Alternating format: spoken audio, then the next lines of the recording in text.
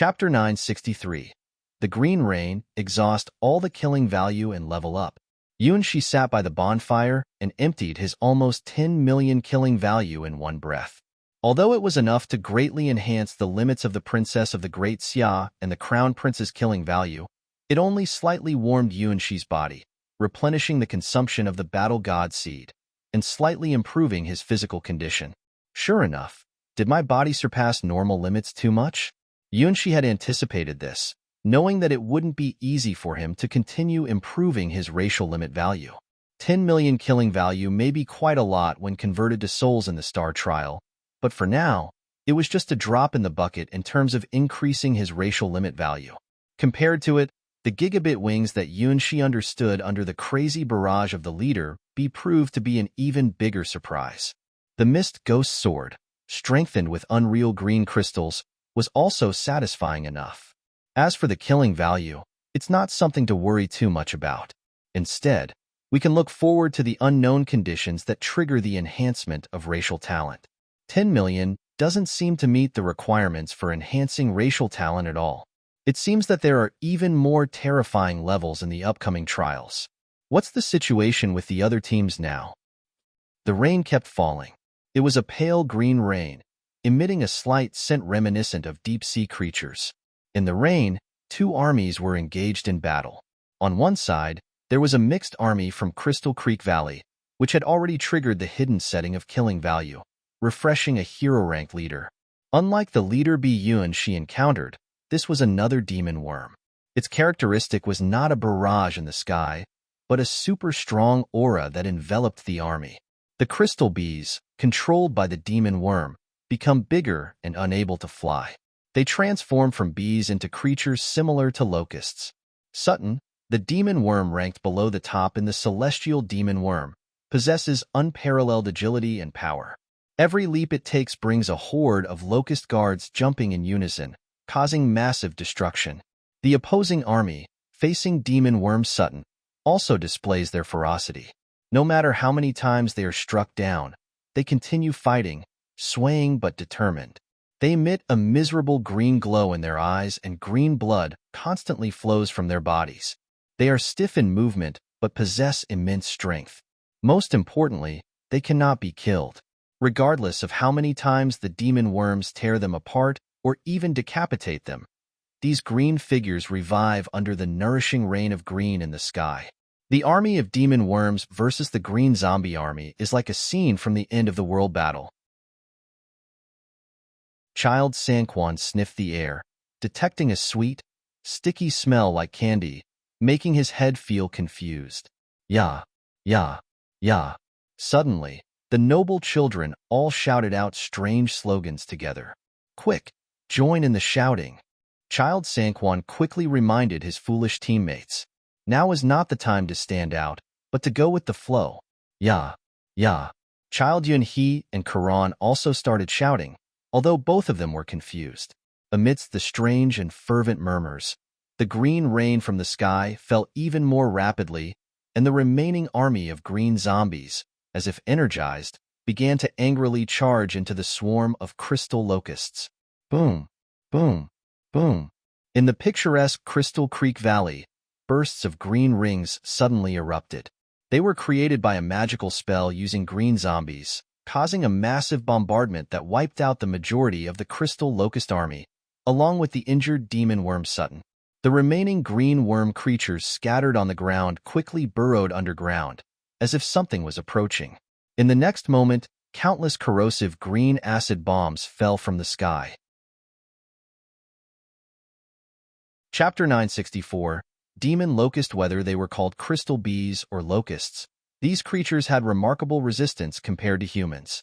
Ordinary toxins couldn't kill these resilient insects, especially when they were enhanced by the aura of demon worm Sutton. The transformed elite locusts had significantly increased their life force. But even the reinforced locust guards, who were protected by demon worm Sutton, were all quickly dissolved into green poison by the falling green acid bombs. Every time a green poison ring appeared, it meant that thousands of crystal locusts had been corroded to the point of extinction. What's even more terrifying is that as the crystal locusts are corroded, The poisonous water they turn into will evaporate and rise as toxic fog, becoming part of the cloudy sky. Hiss! Demon Worm Sutton, who commanded the army of monsters in Crystal Creek Valley, raised his triangular head and stared fiercely at a lingering dark cloud in the sky. Despite the continuous arrival of crystal bees from the hive to join the army of monsters and replenish the troops, the balance of the battlefield had already started to shift completely towards the domain of the noble families, or rather, towards the side of the creatures from the abyss. That never-dissipating green cloud is an interference of some kind, distorting the outcome of this battlefield. Hiss! Hiss! Hiss! Demon Worm Sutton emitted a chilling screech, a powerful sound possessed by the proud cosmic species who ventured across the stars, the mighty demon worms of the insect race. Even though his body was corroded by green acid, releasing toxic smoke, Sutton remained brave and fearless. The demon worms of the insect race were specially bred and transformed for the insect princesses to conquer countless realms. Each individual demon worm had its own unique name and possessed extraordinary powers beyond human imagination. Although Sutton was only a rank below the top 100 demon worms of the race, his power was far greater than that. His army's special ability was that the more locusts under his command, the stronger he became. As a racial talent, he could release the demon locust virus, forcibly transforming other insect species unrelated to locusts into demon locusts. When necessary, he could reverse the transformation. Become my sustenance. Using his superiority as a demon worm, Sutton commanded the crystal locusts that had transformed under his influence. Millions of crystal locusts flew at Sutton like moths to a flame, one after another disappearing into his body in a burst of light. This was a mandatory command to transform from the Legion battle form to the ultimate champion attribute, signifying the sacrifice of over 1 million troops to strengthen himself. Although it was only a very brief special enhancement, his combat power would rise to a terrifying level during this time. Similar to the hidden boss, Crimson Bee, in Crystal Creek Valley, Demon Worm Sutton also carried part of the Insect Princess's will. Appearing in Crystal Creek Valley at this moment, it was merely a clone and couldn't unleash its full power, but it should be enough to massacre this group of humans. The furious leader Bee showcased the dance of one of the strongest insect princesses in the starry sky, the Crimson Bee, whose special characteristic was an endless barrage of spinning attacks. Child Yun, he was shocked to see Demon Worm Sutton's body transforming into a dark exoskeleton armor, revealing a menacing form. What? This guy turned into a human? He exclaimed. He couldn't believe how his once towering height was compressed to just 2 meters. The sharp and cold lines, the purple-black antennas, and the deep black cloak unfurled behind him. They all emanated a sense of oppression, as if he had emerged from the depths of hell. Even with the white crying sword in his possession, Child Yun, he could still feel the deadly threat that he couldn't defeat this guy. This is a power close to the 6th rank. Child Sanquan couldn't believe that such a terrifying opponent would appear in just the 1st level. Humph. I can transform too. Karan didn't know why, but the human-like form of Demon Worm Sutton didn't sit well with him. Maybe it was because that magnificent black demon locust suit looked so cool. 1, 2, 3. Demon Worm Sutton twisted his shoulders, and suddenly 3 black spikes protruded from his back, a unique combat auxiliary equipment of the king of the demon locusts. This demon locust suit was bestowed upon Demon Worm Sutton by the insect princess, whom he faithfully served. Its effect was equivalent to the original god weapons of humans. Moreover, it was custom-made specifically for the insect race, granting them devastating destructive power, just like a god weapon. I only need 1 strike to defeat you. The expression of ruthless cruelty intensified in Demon Worm Sutton's eyes.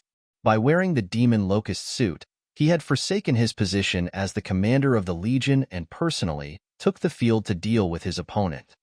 Yeah. The noble children who can summon acid rain still had creepy smiles on their faces and whispered in a chilling voice, like drug addicts who have taken too much. From behind them, you could almost see with the naked eye a series of green threads connecting together, creating a sinister atmosphere. Among the entire group of noble children, only the trio belonging to the other evil god, Tlahua's Kalpantacutli, were not affected by this place. The first strike of destruction. Demon Worm Sutton, the king of demon locusts, launched his destructive technique without caring about who his opponent was. During the insect tribe's conquest of the stars, they encountered countless powerful enemies.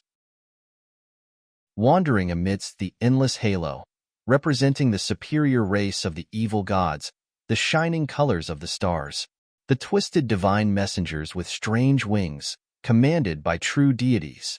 A fantasy species giant snake so huge that it can coil around the stars, but as timid as a mouse. The insect army always follows the commands of the insect princesses and attacks all enemies without questioning who they are. A burst of red and black light explodes from behind Demon Worm Sutton, and a black spike shatters into pieces, granting him immense strength for his punch. This is a fist that smashes all obstacles, destroys everything, and wreaks havoc. The aristocratic camp is instantly shattered by this punch, and over 10 genius members with the White Lotus secret treasure mark are turned to dust. The black shockwave even sends the concentrated group of aristocrats soaring into the sky, and their shattered bodies fall like dumplings, making a crack, crack, crack sound. Chapter 965. Ultimate Move Retreat. The best plan is to know when to withdraw. Child Sanquan, the priest of Tlahua's Kalpantacutli, instantly discerns the strength of Demon Worm Sutton, who is now wearing the demon locust suit. Except for Prince Karan, the black demon dog, if he and Yuan-He get hit by that punch, it would be a devastating outcome. Even though they are both hero-ranked, the power of that demon worm is terrifying compared to human hero-ranked beings. It is a monster among monsters. Luckily, he had his team hidden at the back of the entire group of noble children from the family camp, so they could escape immediately if things didn't go well. Crush them all. After delivering the first destructive blow, Demon Worm Sutton opened his mouth, revealing sharp teeth, and then violently stomped his right foot. An enormous wave of dark gray energy exploded, tumbling and shattering the incomplete noble children as if they were broken puppets. With nearly 4 digits in number, the largest force in the entire White Lotus secret treasure exploration team was almost completely wiped out by Demon Worm Sutton's punch and kick. This is the true power of Demon Worm Sutton, the destructive force of a lower-ranked demon worm from the insect tribe. Except for small teams like Child Sanchuans that fled early after sensing danger, there were only a few stray members left in the entire camp of aristocratic children. Many of them were from the White Lotus Sword Palace and possessed high-level White Lotus secret treasure imprints. About half of the top 10 seats of the White Lotus Sword Palace were once part of the teams of various aristocratic families gathered in the Endless Gods domains. However, after Demon Worm Sutton displayed his overwhelming strength, everything became meaningless. Just like when Xiajie and Xiaoling faced the barrage attack from the angry leader B, the entire camp of aristocratic children was crushed by the first strike of Demon Worm Sutton's destruction. The barrage attack represented ultimate wide-range firepower, and wearing the demon locust suit, Demon Worm Sutton represented absolute individual strength. The first strike of destruction was such a dominating and unstoppable technique, leaving no way out. Even though there were more than 10 hero-ranked experts among the aristocratic children, none of them could withstand this punch. Buzz. Buzz. More crystal bees appeared, transforming into crystal locusts to replenish the demon locust suit of Demon Worm Sutton at the cost of their own lives. In just a few seconds, the black thorns, depleted from unleashing the first destructive strike, completed their regeneration. Snap, snap, snap. Demon Worm Sutton stomped on several seemingly still-breathing humans, most of whom possessed high-level White Lotus secret treasure marks. Unfortunately, they had all become helpless losers. Crushing the heads of all the remaining humans one by one, Demon Worm Sutton then noticed a few small insects trying to escape. Do you think you can get away? The black exoskeleton behind Demon Worm Sutton opened up, revealing glossy black wings. Locusts are insects that can fly, and the demon locust suit naturally had incredibly high mobility. To think that you could escape in front of the king of demon locusts, humans, you are mistaken. What do? That monster is catching up. Child Yunhee's heart was pounding. He never expected to encounter such a monstrous creature in here. Killing it was just like killing a bug. Karan, you protect the rear. We are preparing our special move. Child Sanquan didn't hesitate to command the highest fighting power among the three, Prince Black Demon Dog. All right, I was just itching to try out my powers after transforming. Karan immediately turned around, roaring as he unleashed his bloodline power. Come on, let us show you the strength of the Dark Fury Beast, the bloodthirsty hunter. What is our special move? Yunhee looked at Child Sanquan with a puzzled face. Did their plan include such a hidden card? I'm preparing it. Let's first escape to a safe place. Child Sanquan certainly didn't tell Yunhee and Karan that the so-called special move was simply a fabrication. Who would have imagined that a simple trial in the White Lotus secret treasure would bring about such strange phenomena? No matter if they were members of an abnormal noble camp, glowing green all over, or monsters like demon worms, wearing black armor, emerging from the crystal bee's nest, they were nothing like what the White Lotus sword domain should have. Child Sanquan could be sure that something went wrong, and it was a major problem. Howl, howl, howl. Karan transformed into a giant black werewolf, with red light bursting from its eyes, and rushed towards Demon Worm Sutton on all fours. The speed was so fast that a series of black shadows appeared behind Karan, as if the ground resistance disappeared beneath its running feet. The more Karan ran, the stronger and more powerful its limbs became, as the bloodline from Cerberus awakened, granting it greater speed, stronger strength, and a stronger craving for flesh. It was time for the hunt. Hiss! Sutton twisted its neck, and the black spikes behind it burst open again. The first strike of destruction erupted for the second time. Bang! The body of Child Sanquan was cut in half, and his intestines flew everywhere. Only the dog head was still biting Sassen's arm, refusing to let go. Go away! Sassen shook his hand in disgust, throwing Karan's dog head onto the ground, and then stomped on it with his foot. What do we do? Karan's dog head was blown up. Watching Karan being easily killed, Child Yunhee felt a deep sense of sadness, like a fox mourning a dead rabbit. Is your special move ready? Aye. Child Sanquan didn't have time to reveal the truth, when suddenly the green cloud in the sky split apart. A torrential downpour of green rain fell from the sky. The human remains, drenched in the green rain, began to stand up one by one. Even those with heads blown open and brains oozing on the ground were no exception. Although they appeared imperfectly patched up, they all regained their consciousness. If we count the murmuring sounds of Ya as well, all the dead members were resurrected in the same spot. This ultimate move is really amazing. After getting their head blown up, Karan touched their slightly twisted head and felt their morale rise by 10,000 points. This is the ultimate move. Impressive. It truly turned the situation around. Everyone is resurrected. Child Yunhee looked at their friend as if they were meeting them for the first time, with a face full of admiration. Child Sanquan really wanted to say that he didn't have any cheat to use a group resurrection ultimate move. If he could do such a thing, how could he still be just a low-ranking evil god priest in the remote god's domain? He would have long become the chief evil god priest. So, the question is, it wasn't him who made up this ultimate move, then what's happening now? Demon Worm Sutton looked at the green humans that had sprouted up like mushrooms after the rain, and raised their black iron fist once again. Chapter 966.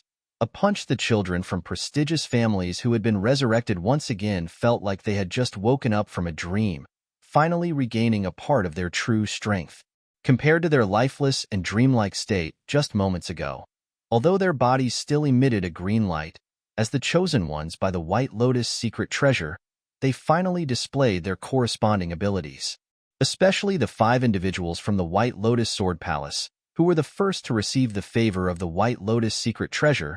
Their strength progressed rapidly and became the backbone of the group of children from prestigious families this time. Ranking 10th, there was Russell, known as the Broken Iron Sword.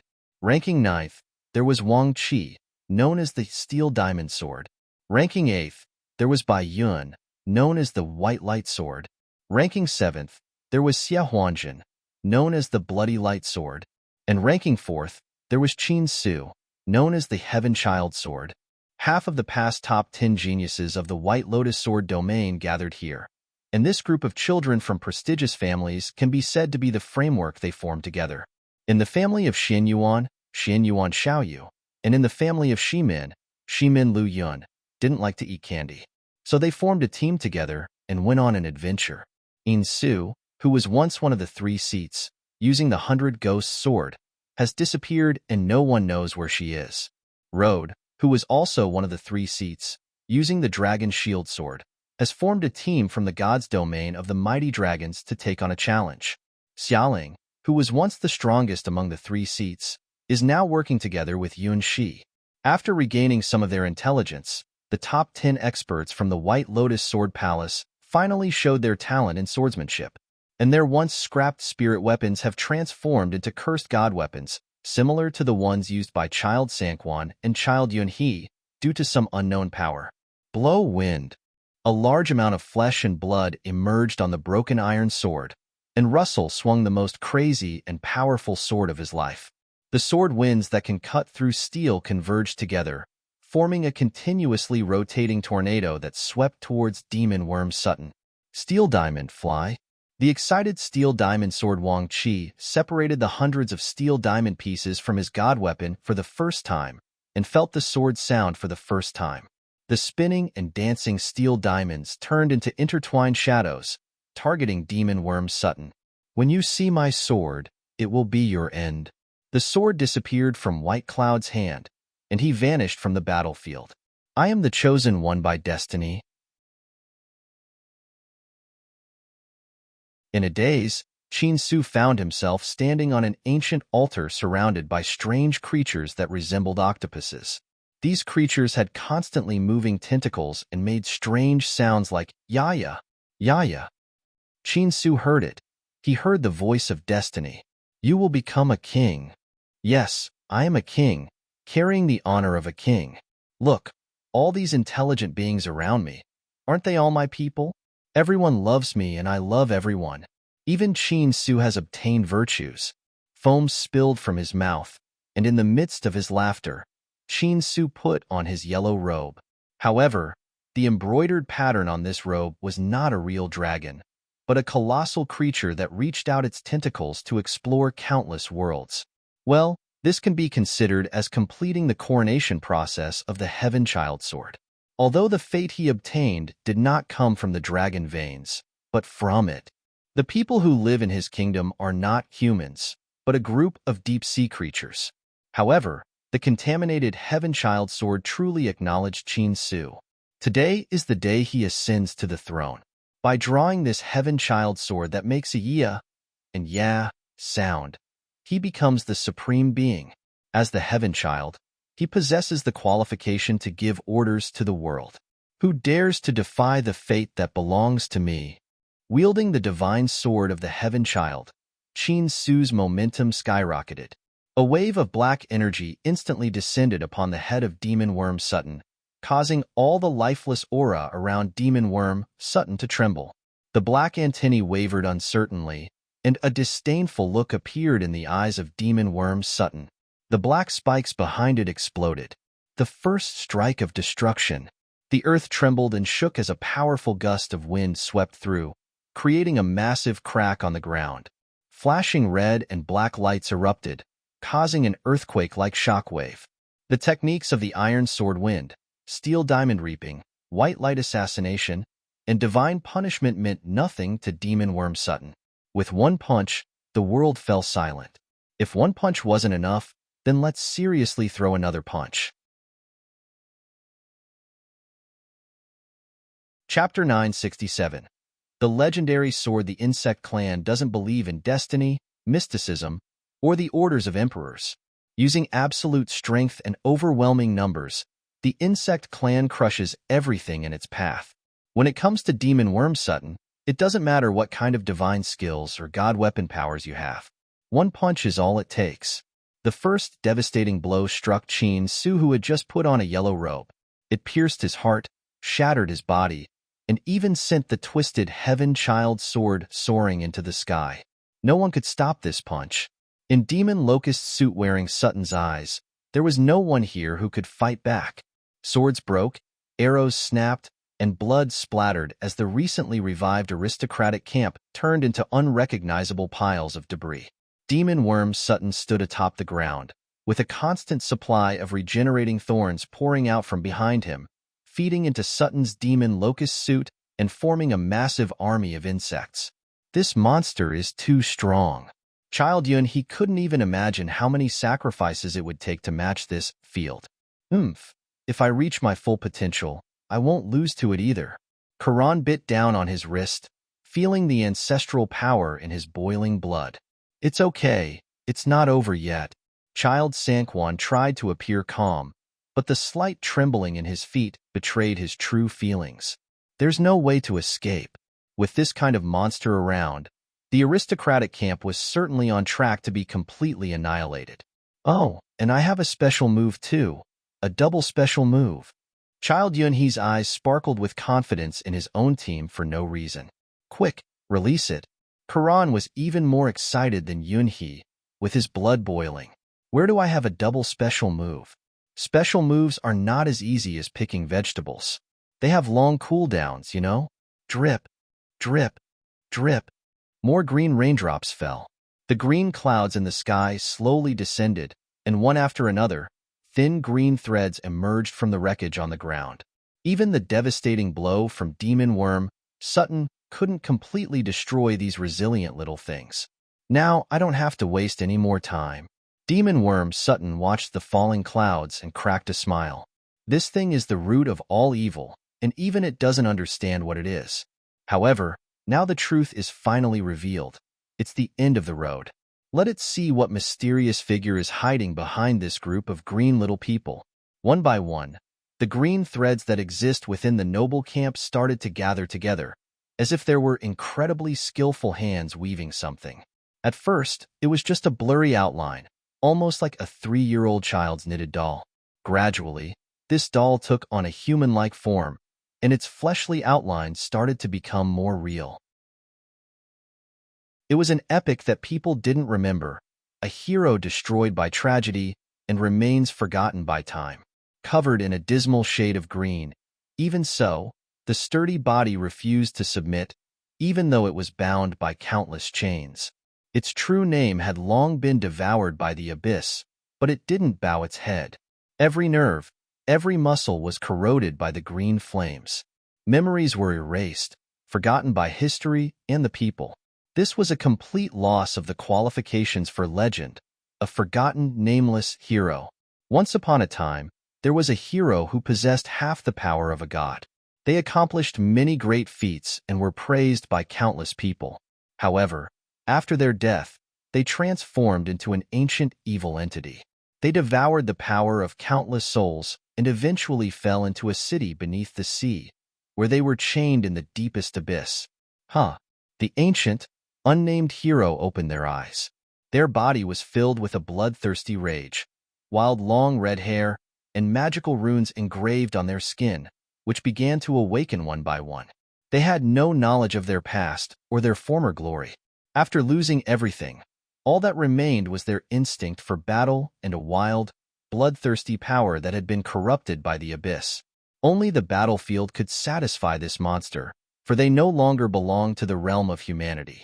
Once a hero among heroes, now a monster among monsters. The hero, once hailed as a demigod, bore a tragic magic sword known as the God-Slayer. At this moment, it had become an uncontrollable force of destruction. As a hero, they were an epic-level powerhouse.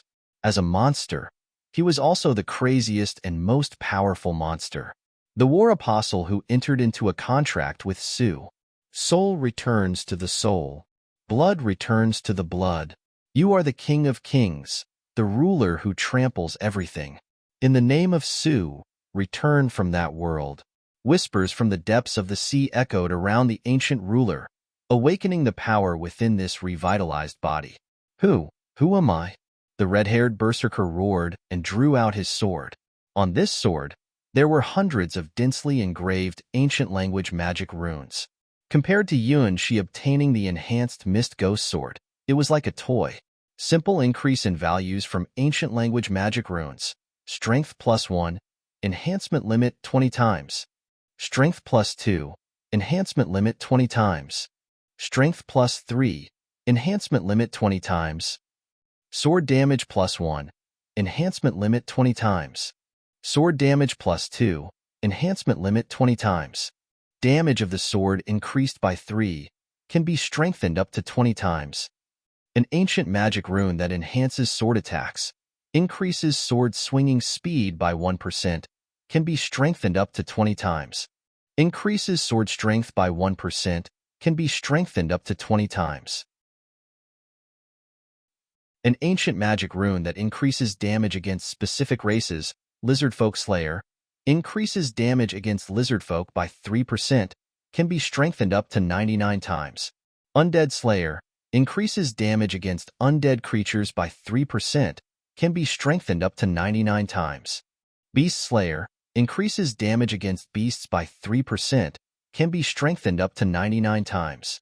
Fairy Vanquisher, increases damage against fairy creatures by 3%, can be strengthened up to 99 times. Magician Vanquisher, increases damage against magicians by 3%, can be strengthened up to 99 times. An ancient magic rune that imbues extraordinary power. Sword Master Secret Technique, doubles critical strike rate. Plasma Orb, releases an electric ball that deals critical damage to all creatures. The hero with red hair had a magical sword that was used to defeat evil gods. When using the sword, his maximum magical power was halved, but his life force tripled. He had a strong body that made him immune to most control magic and gave him extra protection. If he was injured but not killed, he could heal within 10 seconds due to his super-fast regeneration. This magical sword was known as the Magic Sword Plus 257, representing the 257 times it had been enhanced. Chapter 968. The Fury of the Berserker. The red-haired berserker, surrounded by green flames, regained consciousness after death and held his head. He couldn't remember who he was, why he had a sword that had been enhanced 257 times, or why he felt so angry. The green flames engulfing his entire body felt like a curse penetrating his very bones, destroying all of his wisdom and turning him into a complete berserker.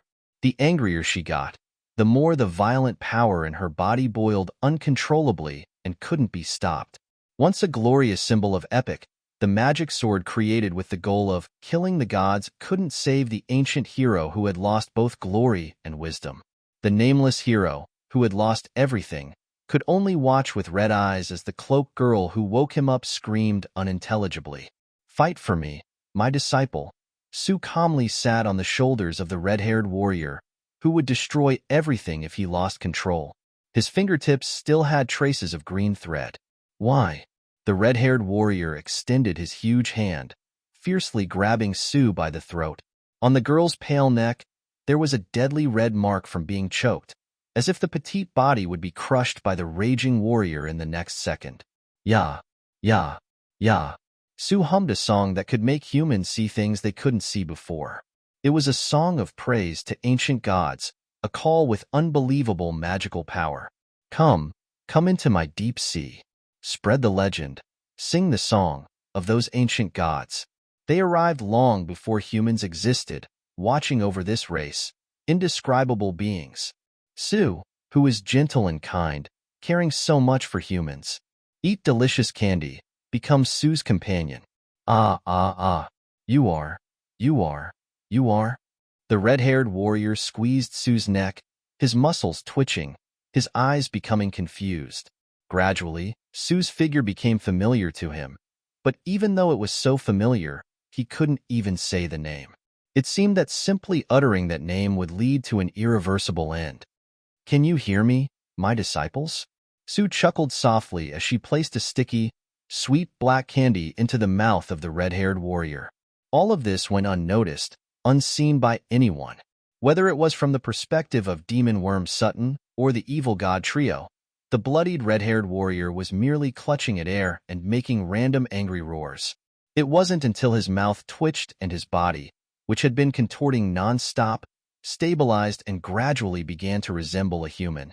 However, how could a human possess such twisted muscles that were intertwined like countless eels, along with green lines appearing on their skin? Releasing her grip slowly, the red-haired warrior's confused gaze shifted towards their opponent, Demon Worm Sutton. Finally, you've appeared. You are the real enemy. Sutton, the demon worm, was also excited.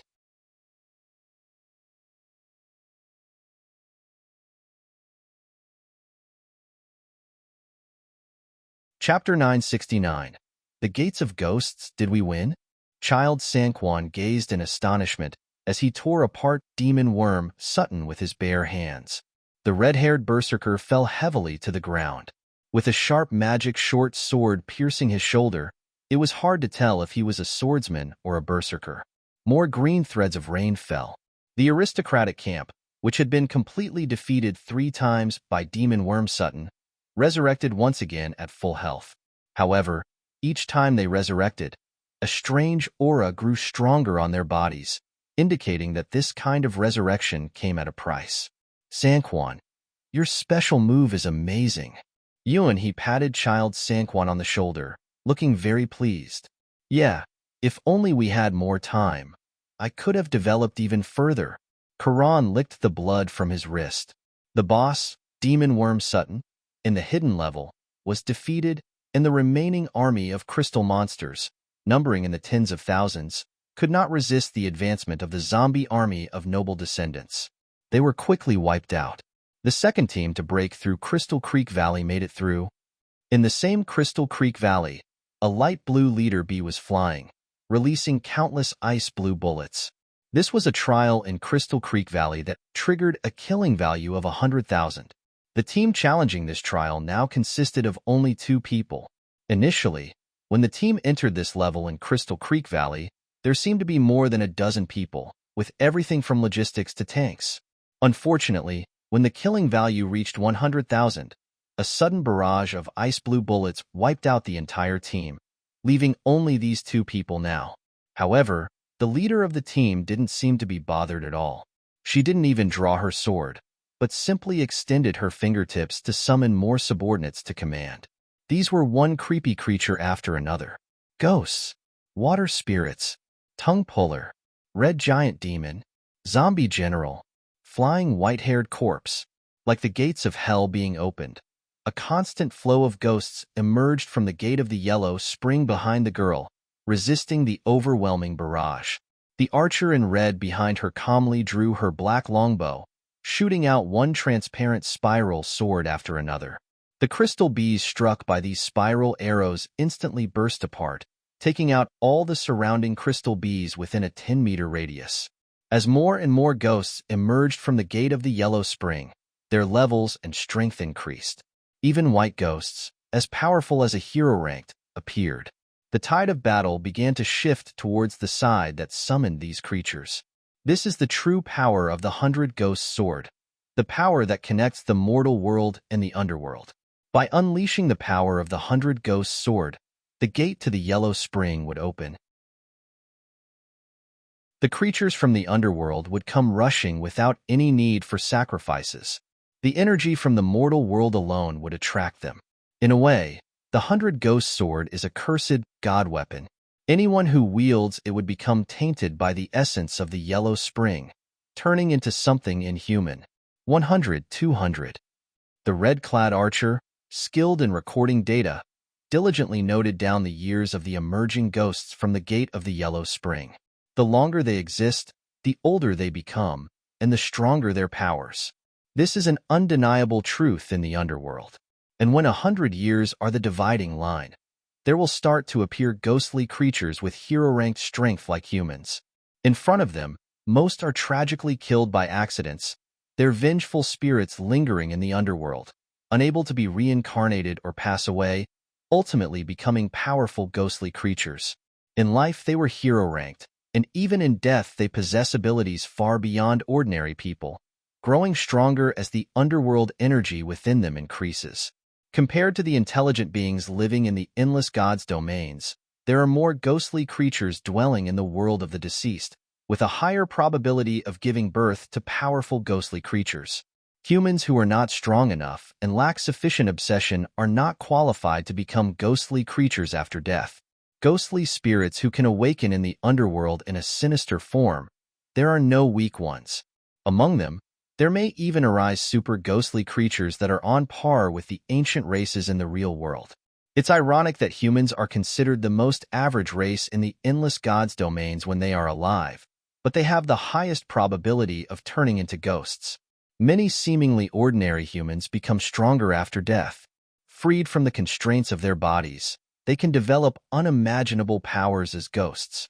The ghost sword is a magical sword that can control ghosts, especially those who were once humans. When the gate of the yellow spring opens and countless ghosts emerge, everyone can understand the terrifying nature of the ghost sword.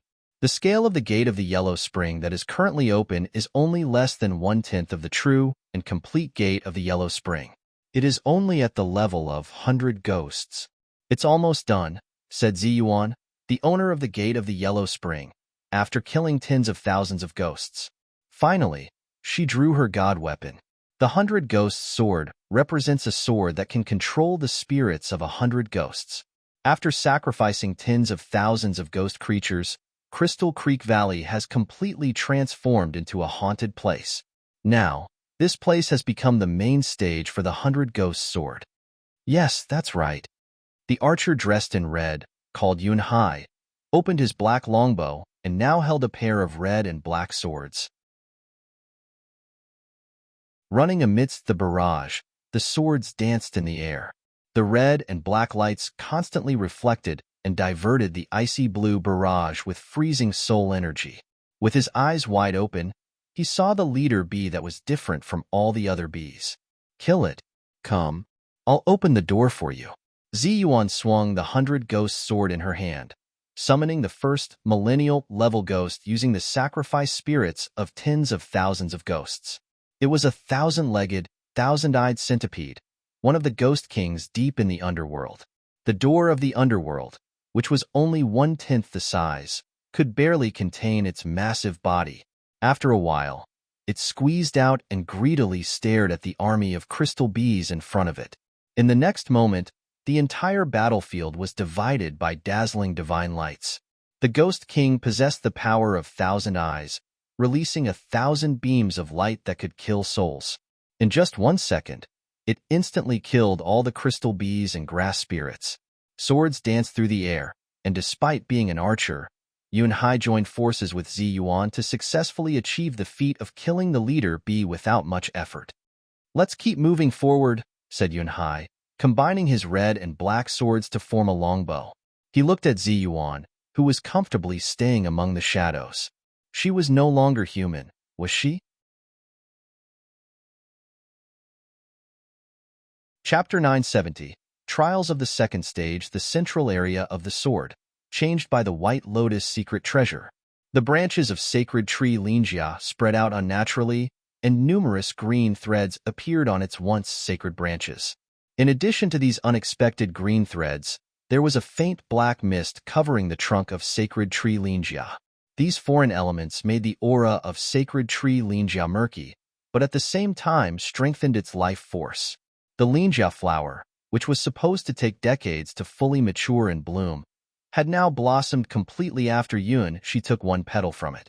A large, white ball of light rolled sadly in front of sacred tree Lingjia, as if a child was confiding in its parents about the mistreatment it had endured. White Lotus wearing white clothes. Red Lotus wearing red clothes. Following the ancient covenant, the twin witches who were guardians of the White Lotus secret treasure, Lingjia, and also the overseers of the trial, gazed at the scenery reflected in the petals of sacred tree Lingjia. Several beautiful scenes of Crystal Creek Valley were reflected in Lingjia's petals. They belonged to the teams that still had hope of passing the challenge. As for the teams whose images disappeared, they had already failed completely. In the trial of the White Lotus secret treasure, failure meant death. This means that the remaining teams are the last few with hope of advancing to the next stage. In contrast to these teams who were still battling, the team that passed the trial of Crystal Creek Valley had already begun the next stage. However, since the first stage hadn't ended yet, the teams that reached the second stage now had a rare opportunity to rest. Among them, one of the earliest teams to pass attracted special attention because there was a figure in that team that caught the notice of Red Lotus. That Yun K. I always feel something's not right about her. Red Lotus couldn't help feeling uncomfortable every time she saw the figure with dark, mysterious long hair that seemed inhuman. Why, sister, don't you know him again? White Lotus looked at her sister, who was obviously anxious, with a half-smile on her face, revealing a mysterious smile. He feels dangerous to me, and there is definitely no one like him in our White Lotus Sword domain. Red Lotus, as the High Priestess of the White Lotus Sword domain, was absolutely certain. She knew everything about the talents in the entire domain. This person, Yun K, does not exist, not even recorded in the archives of the Priestess Palace, as if he just appeared out of thin air. Speaking of danger, isn't Ziyuan over there even more dangerous, along with that strange team? White Lotus knew where her sister's anxiety came from, but she still didn't tell her the truth. With the star moon ring and her innate wisdom and perception, she could see through the prince no matter what he looked like, but it was her secret. Despite the great change, she could still sense that something was wrong. Sister's intuition is really powerful. However, once the gears of destiny start to turn, no one can stop them. Just like the swinging golden balance at this moment, the fate of White Lotus Sword domain is about to undergo a huge change. The transformation has begun. What kind of future will be brought to White Lotus Sword domain by the things that are entangled with Sacred Tree Linjia? Gao, oh. The dragon? No, the baby dragon, roared and spat out a stream of dragon breath about 10 meters long, burning through the tails of the Crystal Bee army. Take my sandstorm attack. With a pair of sand eyes opened, Desert Dragon Zaka compressed several tons of sand together to form a constantly spinning sandball, and then it exploded. Ice walls rose up one after another, dividing the battlefield in Crystal Creek Valley, making the two baby dragons play with great joy. The enormous Crystal Bee army, which had terrified other teams and had been chased to the ends of the earth, was defeated by this baby dragon team. As for the creature that would be triggered after reaching a killing value of 100,000, it was pierced through by a powerful and dominating heavy sword, without stirring up the slightest commotion, and was pinned to the ground. In the following time, it was purely a game time for the owner of the young dragon team, the original dragon Huahua, to train her 3 Zakas. For Huahua, the trials of this White Lotus secret treasure were nothing to mention except for the final stage. Among the entire White Lotus Sword domain, only the White Lotus secret treasure itself would pique her interest, a position still below her little she. Growl, Sandstorm, Ice Wall. The 3 Zakas, who were being observed by their mother, the original dragon, fearlessly practiced their skills with a massive army of crystal bees, enjoying themselves immensely. It wasn't until the sun began to set that they finally gave the huge crystal bee nest a good fight, breaking through the entire Crystal Creek Valley. And thus, the 6th team to conquer Crystal Creek Valley was born. Crystal Creek Valley, the team of the Dragon Gods domain. Phew. Finally held on. Dragon Shield Sword Road, once one of the 3 members of the White Lotus Sword Palace, wiped the sweat off his forehead and watched as the enormous bug slowly retreated. Without the guidance of a prophet, his team inevitably triggered the hidden boss of Crystal Creek Valley. It was a bug-like creature the size of a small mountain, resembling a unicorn. In the end, they were unable to defeat this giant bug. Fortunately, it wasn't necessary to defeat the boss monster of the hidden level in order to pass the trial of Crystal Creek Valley. Road used the power of the ancestral god weapon, Dragon Shield, luring the seemingly not very intelligent unicorn bug on his own. By relying on the power within his bloodline, he managed to hold on until the moment his teammates fulfilled the requirements to break through Crystal Creek Valley. And so, another team that successfully completed the trial of Crystal Creek Valley was born. One day later, the final group to complete the trials in Crystal Creek Valley appeared. Originally a large group of almost 4 digits, only 8 teams made it to the second stage of the trials. The largest group was the Noble Families Alliance, with over 3 digits of members. They were the team with the most participants from the White Lotus Secret Treasure Trials. All of them were full of energy, except for a few members who had crooked mouths and walked stiffly. The smallest group was the team from the Ghost Sword domain, with only Ziyuan and Yunhai making it to the end. The most eye-catching team was the one including Hua, who had been childhood friends with someone. 3 young dragons, each 10 meters long, had left many people in awe. With the arrival of the final team, the second stage of the trials was about to begin. On 8 floating stages, teams from White Lotus Sword Palace, the Great Xia, the Noble Families Alliance, the Dragon Gods Domain, and the 3 dragon teams stood in 8 different directions. As the final team arrived, the enormous stage in the center of the floating island slowly started, revealing its true face. Chapter 971. 8 teams. It was an incredibly massive crystal disk. On each of the 8 sides of the crystal disk, there were 8 different crystal spheres, each corresponding to a different team. After the fierce battle in Crystal Creek Valley, these were the 8 teams that managed to reach this place. The first team was led by Prince Xiajie and Princess Xialing of the Great Xia Dynasty.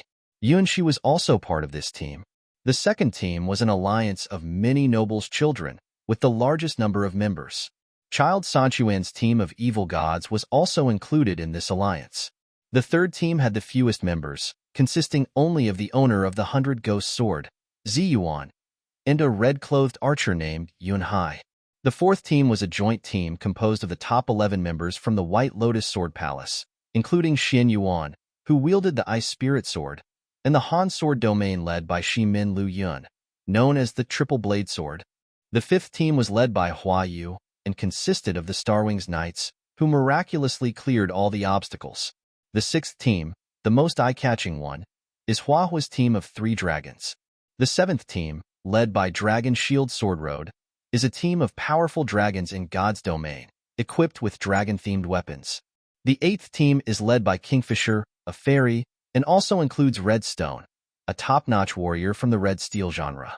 Almost all of the top 10 of the White Lotus Sword Palace have gathered together, along with Hua, who surpassed them all and achieved great success in the second stage of the trial.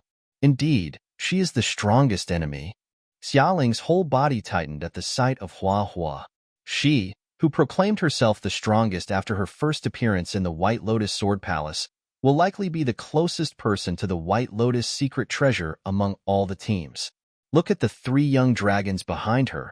They are genuine giant dragons, not some earth dragons or fake dragons. Just how many aces does she still have hidden, being able to tame and command such young dragons? Look, is it a tournament? Yunxi looked at the huge crystal disk in the center of the 8 floating platforms. Is this the battlefield for the second stage of the trial? To be honest, when he saw Hua, he felt like the first trial of the White Lotus secret treasure was meant for her. As long as Hua participates, there is no place for anyone else. Are you all here to compete for second place? Whether it's one-on-one or one against many, Hua is invincible. There is no such thing as the legend rank here. It's not an exaggeration to say that Hua's strength alone can dominate the whole field.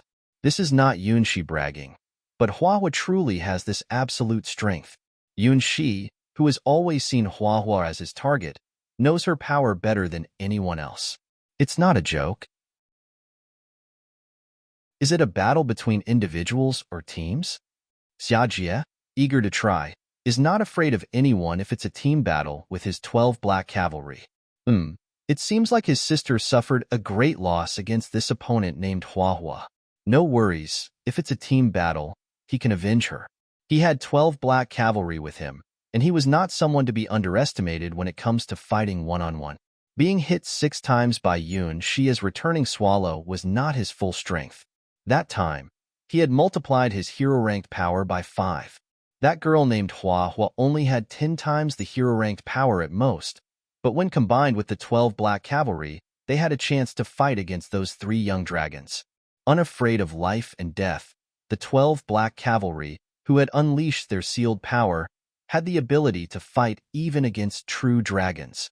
In this arena battle, we have the strongest berserker, will definitely win effortlessly, Child Sanquan said with a smile as he looked at the huge crystal stage.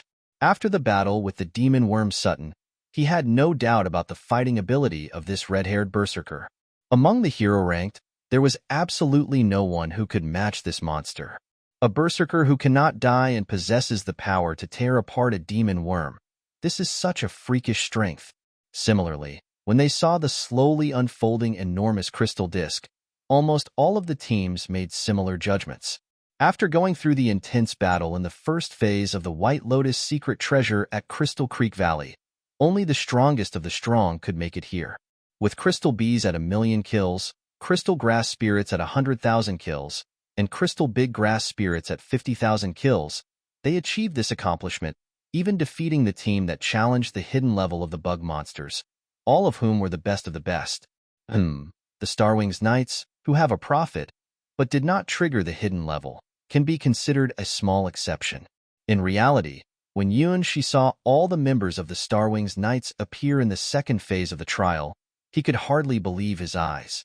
They were clearly weak and shouldn't have been able to defeat the hidden monsters of Crystal Creek Valley. What kind of price did they pay to come here? When Yuan-Shi saw the confident looks on their faces, he realized that his beloved Starwings Knights had grown so much without him even knowing. They were now true knights who could stand on their own. But even so, it was still too early to come here. Yuan-Shi looked at the other teams and saw that besides his invincible childhood friend Huahua and 3 Zaka, the other 6 teams didn't have any weak members. The team from the Noble Clan Alliance, with their red-haired warrior, gave Yuan-Shi a huge sense of pressure, second only to his childhood friend Ziyuan, who had visited the heart-asking cabin before, and a familiar figure that made Yuan-Shi momentarily stunned. Yun-Kei, using her real name now, was truly a formidable opponent that the Starwings Knights couldn't fight against. Yun-Shi, who was also acquainted with Kingfisher from the Fairy Tribe and Red Stone from the Red Steel genre, always feels a special sense of tranquility from Kingfisher, even though their team may look a bit worn out. The Starwings Knights, which have only been established for a few months, shouldn't be on this level of battlefield. What kind of beliefs do they hold that they have overcome countless difficulties and finally stepped onto this stage? Through the connection with the Starwings Knights, Yuan-Shi feels an unprecedented strong determination. It seems like they have all transformed after completing Crystal Creek Valley. Yuan-Shi realizes that the current number of hero-ranked members in the Starwings Knights has exceeded double digits. They are no longer an unknown new group of knights. Becoming a member of Hero Ranked, the leader of the Starwings Knights is Huayu, the vice leader is Xiao Chao, the secretary is Ling Ling, the treasurer is Mei Lan, the potion master is Lu Lu, the witch is Rose, and the diviner is Robin. In addition, there are 3 members of the Knight and Magic team: Alexander, Lancelot, and Mordred. Finally, there is someone who surprises Yuan-Shi but seems perfectly natural. It is Mumu, who wears a large silver hair accessory and emits a holy radiance from head to toe.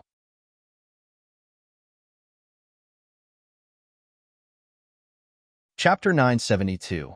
Mumu's Transformation. Yuan-Shi rubbed his eyes. The bright and shining little princess who stood among the Starwings Knights, like a moon being held by countless stars, was indeed the Mumu he knew. But when did Mumu acquire this silver-white halo? That's not all. How did she undergo such a huge change with her enormous silver hair accessory and the special silver-white dress she's wearing? The beautiful outfit, which was already expensive-looking, became even more dazzling with a layer of silver brilliance. At this moment, Mumu looked like a princess made of silver gemstone, emitting a dazzling light. The members of the Starwings Knights treated her completely differently than before. In the past, everyone was very careful and protective of Mumu, treating her like a delicate little princess who they were afraid of dropping or melting. Mumu, who had always been well protected by the twin witches, was seen by everyone as a girl who needed constant care and had run away from home to find her dad. However, in the Battle of Crystal Creek Valley, Mumu finally showed her true power and completely changed the girl's impression of her in the Starwings Knights. Mumu was incredibly strong, so strong that it was beyond imagination. She had a special power called the Absolute Barrier, which was the Starwings Knight's guarantee of 0 injuries. Just by standing there, she could boost the morale of the entire Starwings Knights permanently. It seemed that she naturally possessed an inspiring power. As long as she was in the Starwings Knights camp, they would become exceptionally skilled in battle and have no worries about the future. After getting used to this, Mumu's status in the Starwings Knight soared, and someone even suggested that she become the second vice-captain. Little Mumu had a great power. Has she awakened? From a long time ago, specifically from the day of the White Lotus Sword Palace entrance ceremony, Yunshi knew that Mumu possessed an incredibly powerful hidden power. The Diamond Body, a godlike talent in battle, was obtained from Mumu's seed. In the past, Yunshi always believed that this special physique came from Mumu's ancestors, a hidden divine talent within her body. But now, Yunshi has discovered that he was completely wrong. This is not some hidden talent, but a power that Mumu naturally possesses. Her diamond body is innate. Now, standing among the Starwings Knights, she has started to show this power. Wherever she stands, there are mighty mountains that cannot be moved. She can even turn her power into a halo to bless all her Starwings Knights companions. With her diamond body, once she grows up, she will definitely become an extraordinary strong person. Even now she is already ranked among the top in this trial. No wonder, with her presence, it is not impossible for the Starwings Knights to pass the trial of Crystal Creek Valley. That little Mumu is now beginning to radiate her own brilliance. Not only her, but the entire Starwings Knights are constantly growing. Just a few days apart, they have relied on their own strength to come this far. With the power of their seeds, Yunshi has grown step by step to where she is now. They have also used the seeds they shared with Yunshi to take different paths. Swords and magic, divine herbalists and platinum roses, mortal swords, and foreseeing the future. The current Starwings Knights are no longer just a small team made up of inexperienced young ladies from prestigious families and ordinary girl knights. They have entered the second phase of the trial in the White Lotus Secret Treasure without any casualties.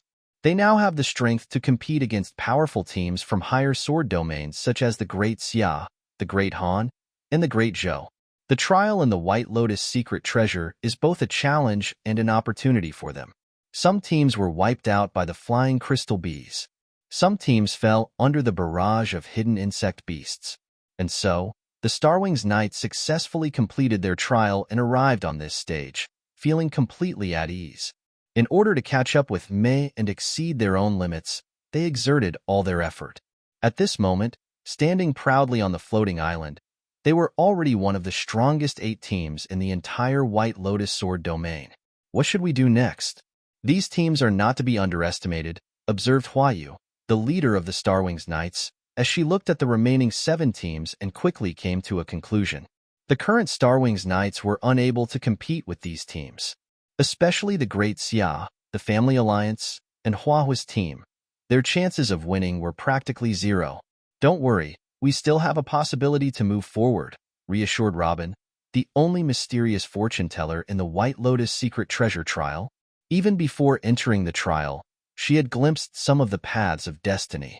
The Starwings Knights were not the main characters in this trial, but they were not just supporting roles that would disappear soon. Among them, there was a girl who had a great connection to this trial.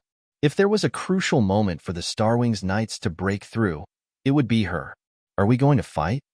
Mumu raised her small hand, looking eager. Since coming here, Mumu noticed that her body seemed to have undergone some changes. Well, maybe her muscles became a bit tighter, and her chest grew a little bit. But Mumu's intuition told her that it wasn't just a little change. It was a very, very significant change.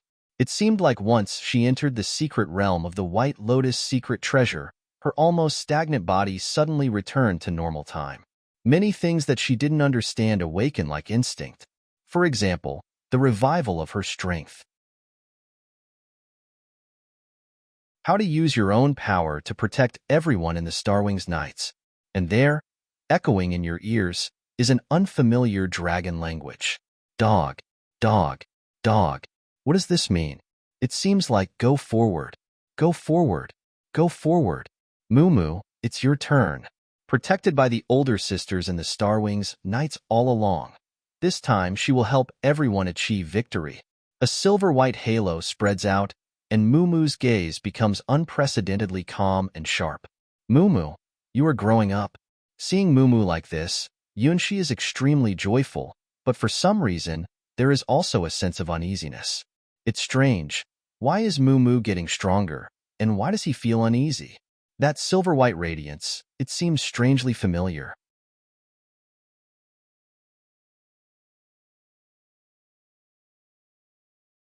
Chapter 973. Linjia's miraculous power. Next, I announce the rules for the second stage of the trial. As the 8 teams observe and test each other's strengths, the voice of the twin witches resonates from the central crystal disk. In the first stage, the trial in Crystal Creek Valley is testing your strength. If your team doesn't have enough strength, you won't qualify for the second stage of the trial. In the second stage, the trial on the fantasy stage will test your intelligence and imagination. Can you make Linjia's petals display the most beautiful colors? Remember, Linjia's flower is one of a kind in the world and can perform great miracles. So, let your imagination run wild. In front of you are 8 petals of Linjia. Only those who can harness the power of miracles have the opportunity to come into contact with the White Lotus secret treasure. Isn't this a battle on the stage? Yunshi frowned, looking at the 8 glowing crystal balls. The goal of the first stage in Crystal Creek Valley is simple and clear. Anyone who reaches a sufficient number of kills can pass the level. Why did the rules change so much in the second stage? How will they test intelligence and imagination? Luckily, the twin witches provided an answer. 8 crystals correspond to 8 different teams. The crystals can reflect your wishes and the strongest beings you can imagine. The closer your wishes are to reality, the more real the imagined beings will become. In this trial, you don't need to personally fight, but instead summon the strongest beings you can imagine to battle. The one who can unleash their strongest imagination and summon the strongest being related to their wish will have the last laugh. The 8 crystals can be used without limitations, but only recognized strong individuals are eligible for the final challenge. It's not real combat, but using crystals to summon powerful beings related to your wishes? After understanding the rules of the second stage of the White Lotus secret treasure, Yunshi had a puzzled expression. No matter how you think about it, these rules give off a strange vibe. Linjia's power of petals can turn the impossible into possible, making miracles happen. Yunshi is confused as to why they would use this method to determine the winner. Imagination and desires to decide the winner in this way. Moreover, it seems like such a waste to have unlimited use of the 8 crystal balls. What kind of method do they want to use to select the winner of the White Lotus secret treasure trial? Hee. Perfect. My dragon soul is already eager. For Xiajia, his desire is to become the emperor of the Great Xia and control the power of the strongest black dragon soul. He is confident in the power he can summon, at least a hero-ranked 6th rank peak power, which is a privilege of the emperors of the Great Xia throughout history.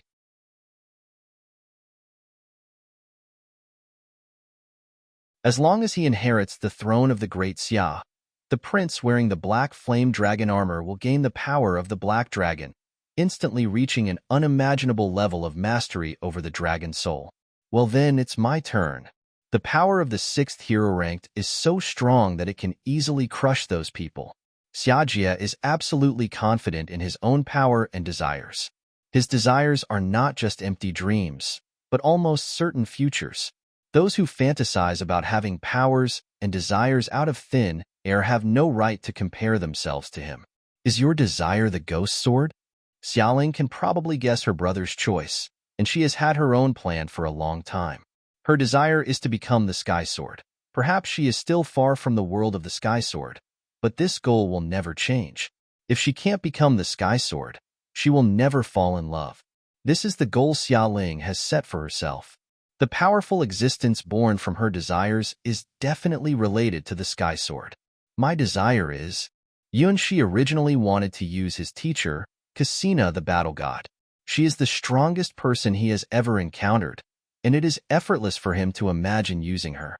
Having had previous experience using Linjia petals, He easily imagined what Cassina, the battle god's teacher, should be like in the crystal ball. Ha ha ha, I actually appeared as the Black Dragon Emperor. On top of the central crystal disk, Xia Jie's figure had already appeared. Before him stood the great Xia Emperor, dressed in black battle armor with intricate dragon patterns that surpassed Xia Jie's current ones tenfold. Faintly, you could see the shadow of the present Xia Jie in his eyes. However, compared to the present Xia Jie, the future Xia Jie seemed to have a slender figure and sharper eyes, and the aura emanating from the 12 black cavalries behind him became even more profound. Other than his eyes, Xia Jie's entire body was wrapped in dragon-patterned armor, exuding an imposing presence without anger. His power, astonishingly, exceeded Xia Jie's most optimistic imagination, possessing a dominance that surpassed all things, a chilling, oppressive feeling that even vaguely exceeded the concept of being a hero ranked. The legend rank. Will I have the chance to become a legend in the future? Xia Jie could hardly believe this was his future self, that he would actually have the hope of advancing to the legend rank. This was a field that even the emperors of the great Xia throughout history had not achieved, a miracle that even the dragon veins of the great Xia could not accomplish. If this was a prophecy of the White Lotus secret treasure, it would be a hope that would make the royal family of the great Xia ecstatic. So, there is a powerful existence related to my wishes. If this is the principle, perhaps I can. All right, even if I can't pass this trial, it's still worth it. Seeing Xia Jie's potential in the future, the other mark holders from different teams also showed eager expressions. Soon, someone used the power of their team's crystal ball and challenged Xia Jie, who was feeling proud of himself. This was a hero-ranked strong individual from the Union of Aristocratic Families, the Broken Iron Sword Russell from the top 10 of the White Lotus Sword Palace. The powerful presence summoned by the crystal ball about his wishes was a young man wearing a green priest robe and wielding a green crystal sword. From his facial features, this young man was very similar to the present Russell, but he didn't have the physique of a traditional swordsman. The crystal sword in his hand was only 3 fingers long, completely different from the sword that the present Russell uses. Ahis! Upon seeing his opponent, the green-robed Russell uttered a simple spell and his right hand, along with the crystal sword, suddenly transformed into a huge green tentacle. This tentacle was over 10 meters long, covered with numerous suction cups engraved with various runes that the present Russell couldn't understand. As Russell cast his spell, the suction cups began to light up one by one according to some mysterious pattern. Strange green dots began to dance around Russell, spinning and then turning into ferocious shadows appearing behind him. Forbidden magic. Russell immediately recognized the power he was using. It was a field that he didn't even have the qualification to connect with now. Would he walk down this path in the future?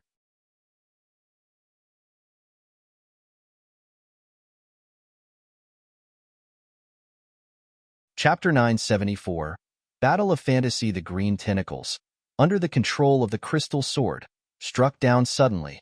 A series of green acid bombs were released, instantly dissolving the ground of the crystal disk like a storm, turning the entire area into a toxic zone resembling a poison pool. Smack! Smack! Smack! More transparent green tentacles emerged from the ground, emitting a toxic aura.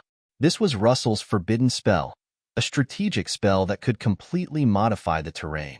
Covering an area of over 100 meters, the poison pool gave Russell a magic pool that exceeded his body's limits by more than 100 times.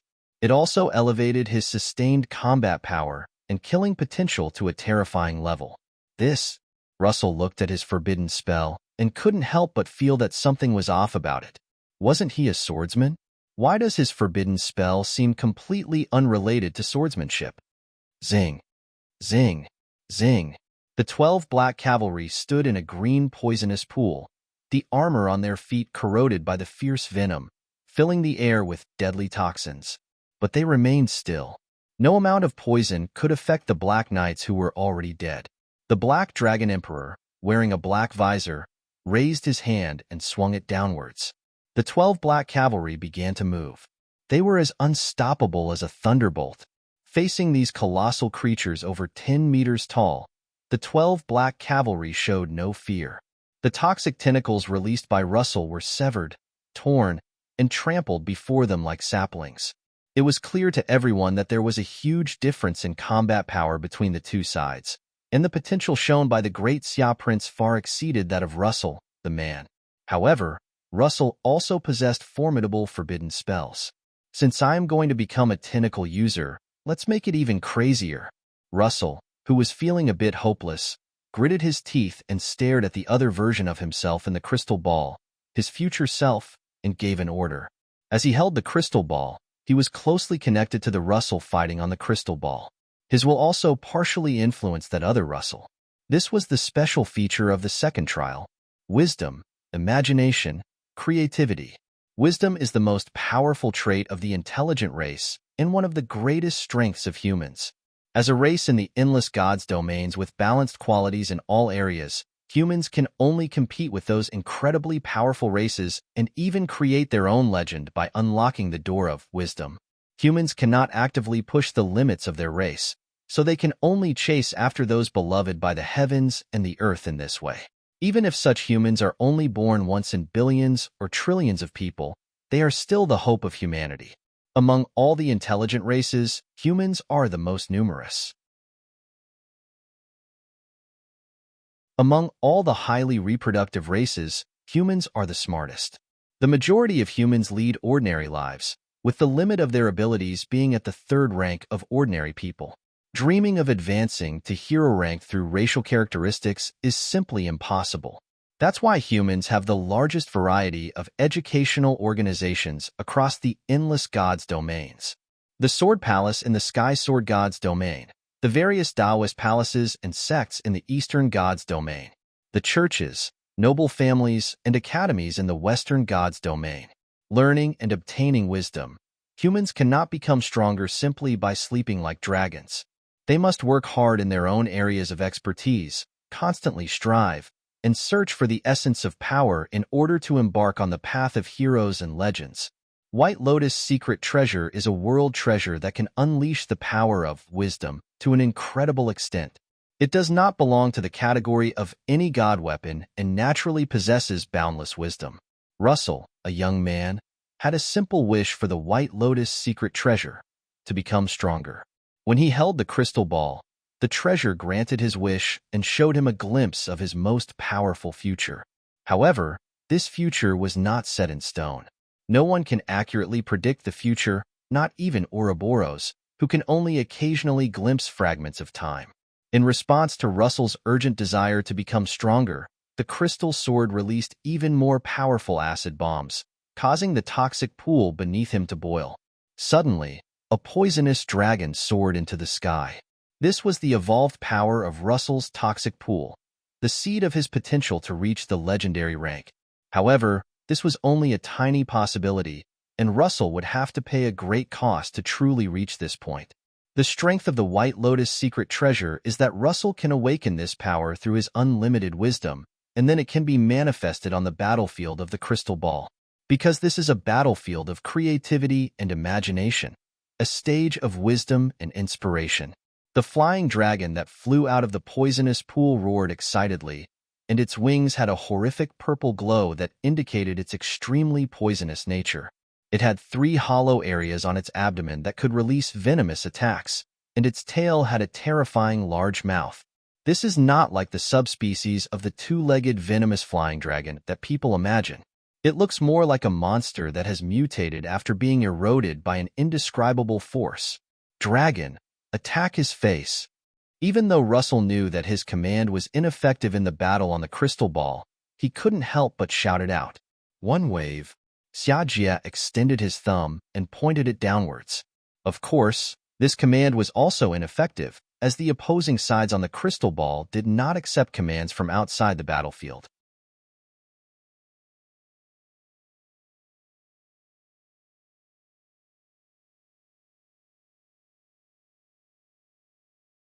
Chapter 975. The Running Xiao Chao ranking 10th, Broken Iron Sword Russell, a wish incarnation of the White Lotus secret treasure, lost the battle. Ranking 9th, Steel Thorn Sword Wang Qi, also a Wish incarnation, lost the battle. Ranking 8th, White Light Sword by Yun, another Wish incarnation, lost the battle. Ranking 7th, Blood Light Sword Xia Huanjin, the 4th Wish incarnation, lost the battle. In the beginning of the Crystal Ball tournament, there were 4 battles. The Great Xia Prince, Xia Jia, who transformed into the Black Dragon Emperor, won all 4 battles. With the powerful Black Cavalry, they crushed many green tentacles. Victory. Only victory can satisfy me. Only victory can make me feel excited. This is my future path. Watching the Black Dragon Emperor dominate the battlefield and defeat the elite members of the Noble Alliance, Xia Jie felt his heart beating fast as he placed his hand on his chest. Yes, this is his wish, his desired future. That dark figure is the embodiment of his ideals. The future emperor of the Great Xia, the Black Dragon Emperor. On the other hand, there was silence and chaos among the members of the Noble Alliance. A few talented disciples from the White Lotus Sword Palace, who came from various noble families in the Sky Sword God's domain, looked at each other and found confusion in their eyes. They were among the top 10 in the White Lotus Sword Palace, each having been given the prestigious White Lotus mark. Their talent in swordsmanship was recognized. But why is it that after gripping the crystal ball, they all ended up transitioning into being wielders of the green tentacles, which had control over them? As they gradually regained their memories, they instinctively sensed that something was wrong. There seemed to be fragments of memories floating around in their minds. These fragments were hazy and occasionally appeared as markings resembling deep-sea eels. Whenever these markings appeared, their pupils would turn an unnatural shade of green. Are we? Don't speak. Staying alive is the most important thing. At this point, there's no turning back. Witnessing the possible stance they could awaken to in the future, the partially sane elite members of the White Lotus Sword Palace were first shocked, then confused, and ultimately had to accept that this was their destiny. As for where exactly their lives started to go wrong from the fork in their fate, they couldn't remember. The judgment of the White Lotus secret treasure was almost never wrong. The figures appearing on the crystal ball had a tangible connection to their souls, only strengthened many times over, approaching their ideal perfection. A group of useless people. So what if it's the prince of the Great Xia? I won't lose to him. Qin Su, the highest-ranked member among the prestigious family of the Heaven Child Sword, looked disdainfully at these tentacle users.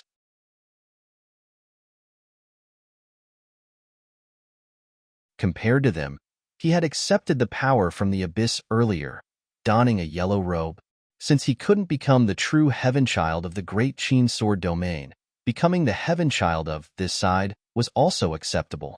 With the highest talent and the highest level of contamination, he could now hear the voices of his own people belonging to his own country. Shuh, shuh. That was the sound of countless king insect larvae crawling. Bees easy, bees easy.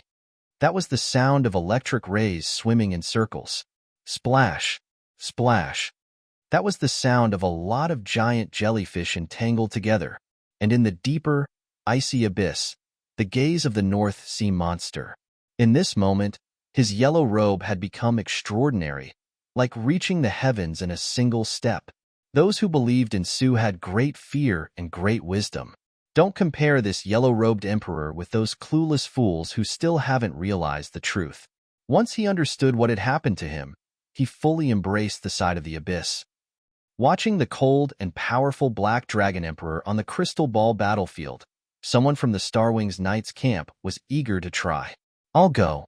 With her braids flying, Xiao Chao held onto the crystal representing the Starwings Knights. Xiao Chao's wish was simple: to battle, a truly pure battle. Go challenge opponents who are stronger than you, go across more battlefields, and alone you can achieve goals that nobody else can accomplish. Going on solo adventures is perfect. Being rebellious is perfect. Being strong in solitude, not needing any support, and being able to change the course of a battle on your own, that's the strongest. The sword of an ordinary person, after countless battles of training, is growing into a charging, godlike sword. No matter what kind of dire situation, Xiao Chao can persevere and survive. Even when facing powerful opponents, Xiao Chao will still go and challenge them. After advancing from the ordinary person rank to the hero ranked, every day Xiao Qiao is getting stronger.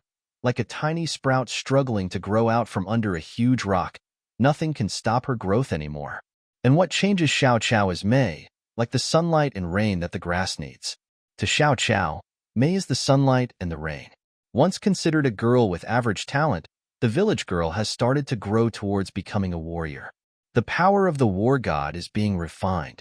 The wishful scenery of Xiao Qiao reflected in the White Lotus secret treasure is none other than herself. Compared to the current Xiao Qiao, the future Xiao Qiao seems to be quieter and her eyes are calmer. What has changed the most is the mortal sword in her hand. This mortal sword, which was originally just a novice iron sword, has taken on a whole new color after being reassembled by Xiao Qiao. On the blade of the mortal sword held by Xiao Qiao deduced by the White Lotus secret treasure, there are red marks that seem impossible to wash away.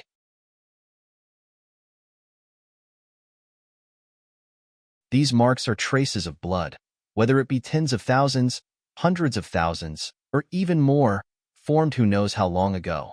As Xiao Qiao grows a little, there are no freckles on her face anymore.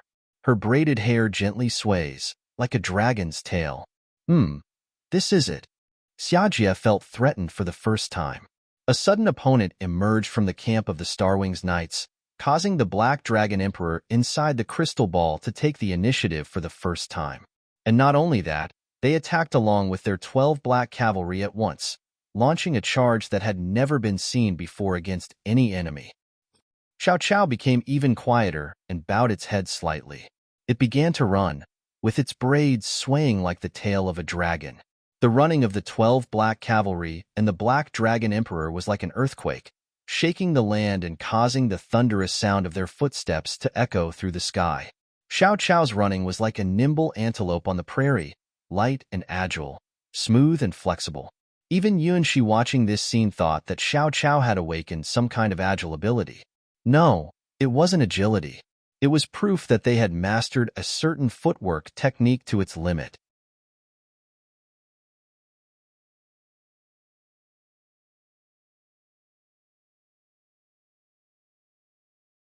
Chapter 976. That black dragon seems familiar. Can the human body endure such acceleration and changes in direction? No, it's impossible for either side. The 12 black cavalry accelerate, relying on their bodies that are not even within the realm of humans. Once the Black Knights, who were already deceased, can withstand it and are infused with enough dragon energy, they can continuously unleash their power, unaffected by the 10-meter-long poisonous green tentacles. Similarly, wearing the black flame dragon armor and supported by the power of the Great Xia's dragon energy, the Black Dragon Emperor can use the dragon soul moment without any limits, surpassing the limitations of the flesh.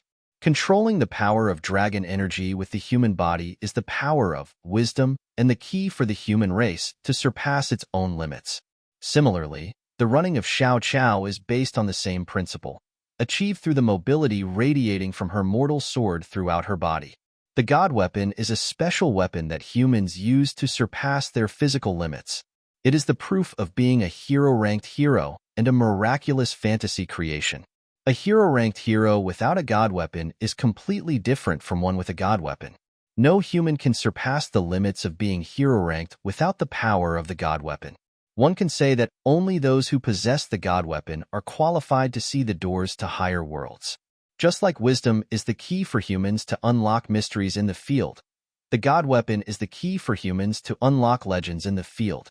With a rumbling sound of iron hooves, even though there were only 13 knights in the group, they displayed the aura of a mighty army. This is the battlefield of a lone swordsman and the king who controls the army. It is the clash between the shattered army and the destined king, the most thrilling battle in the Crystal Ball tournament. The girls of the Starwings Knights watched the battlefield with anticipation, hoping for Xiao Qiao to create another miracle. The soldiers of the Great Xia dynasty watched the battlefield, full of confidence in their prince, Xiajie. Other soldiers also watched, wondering what heroes their side would summon when they took the stage. Thunder, fire, instant explosions. Ding, ding, ding. A series of rapid and crisp sounds. Xiao Qiao's lone figure charged into the 12 black cavalry, turning into a shining light that pierced the earth. One flash, two flashes, three flashes. Each flash of the sword represented a black cavalry being knocked away. The seemingly fragile figure of Xiao Chao revealed unimaginable terrifying power as they entered the black cavalry's ranks. Even the members of the Starwings Knights looked surprised at Xiao Chao. Is her power really that strong? Not that strong, breathed out Yun Shi, who had excellent observational skills. But something even more terrifying than sheer power, because she demonstrated exceptional sword skills at the peak level. The power of the heavy sword struck by 12 black cavalry was mostly absorbed by the mortal sword, even using their own power to counteract the impact. Yun Shi could not compare to the intuitive and computational abilities required for this. Will these skills be mastered by the future Xiao Chao? After the talent of the mortal sword evolved to this stage, it has the miraculous effect of transforming decay into magic. Despite being surrounded by enemies, Xiao Chao showed no signs of nervousness. With her braided hair fluttering, she parried and deflected all the attacks with the mortal sword. The Black Knights, who possessed more than 10 times the normal hero-ranked strength, were thrown off balance by Xiao Chao alone. If Xiao Chao was only facing 12 black cavalry, the situation would have completely fallen apart. But don't forget, who was the person on the crystal ball representing the Prince of the Great Xia fighting in the war? Who was the true master of the 12 black cavalry? The dark giant sword raised high, but instead of choosing to strike with justice like Xia Jie, it summoned the power of the black dragon veins, representing the Great Xia. Amidst the roar of the black dragon, the future emperor of the Great Xia made his first real move, as foreseen in the White Lotus secret treasure. When he made his move, it was earth-shattering. The black dragon summoned by Xia Jie in his tyrant state was no different from a little bug compared to the black dragon that flew out in response to the black dragon emperor. Compared to Xia Jie's unruly black dragon soul that didn't listen to his commands, the black dragon flying above the black dragon emperor's head was majestic, powerful, and perfectly combined with the black dragon emperor's own aura. At this moment, one could say that the black dragon emperor and this black dragon were as one. After appearing, the black dragon suddenly targeted Xiao Chao running amok among the 12 black cavalry, extending its dragon claws. On its pitch-black claws shimmered a chilling light. One tear, one pull. At the spot where Xiao Chao was, a deep claw mark several tens of meters long appeared suddenly, and Xiao Chao, who had been unharmed since the beginning of the battle, was sent flying for the first time. Below the battlefield, Huahua's team, that black dragon, seems to. Desert Dragon Zaka squinted at the black dragon, appearing behind the black dragon emperor, wearing an expression of "I know who you are." It can't be wrong. Ice Dragon Zaka waved at the black dragon, showing a faint smile. If that's the case, this human, Red Dragon Zaka looked quite interestedly at the black dragon emperor clad in black armor, as well as Xiao Chao who stood up on the battlefield once again. Xiao Chao was targeted by the black dragon with an attack that she couldn't avoid. She was blown away, but it seemed like she wasn't hurt. Instead, it unleashed some kind of invisible energy. On Xiao Chao's mortal sword, faint blood stains started to appear. Then, they spread and extended. The second time, the black dragon's claws came rushing towards Xiao Chao. This time, Xiao Chao skillfully took on the attack, without stepping back or being knocked away. The power that appeared within Xiao Chao's body was not something that a human could possess. It was a kind of power even more mighty, comparable to the true black dragon soul of the black dragon emperor. Unmatched. Xiao Chao spoke for the first time as she stepped onto the battlefield.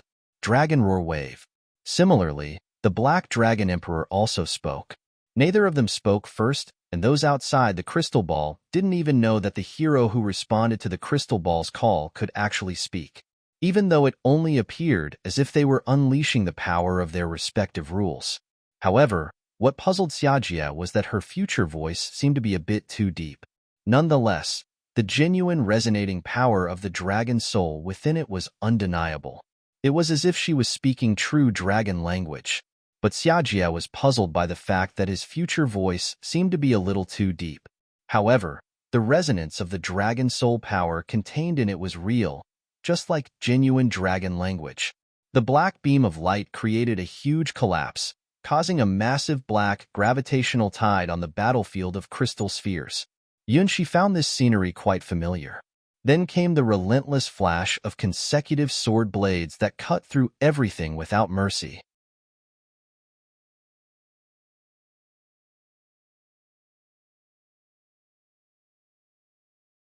Chapter 977. Their respective futures, the black aura turned into a massive vortex, resembling the ultimate day Yun she had witnessed in the world of the ancient dragons. It was the dragon roar wave that heralded the end of the world. In contrast, the sword light that split the heavens and the earth tore apart the entire world.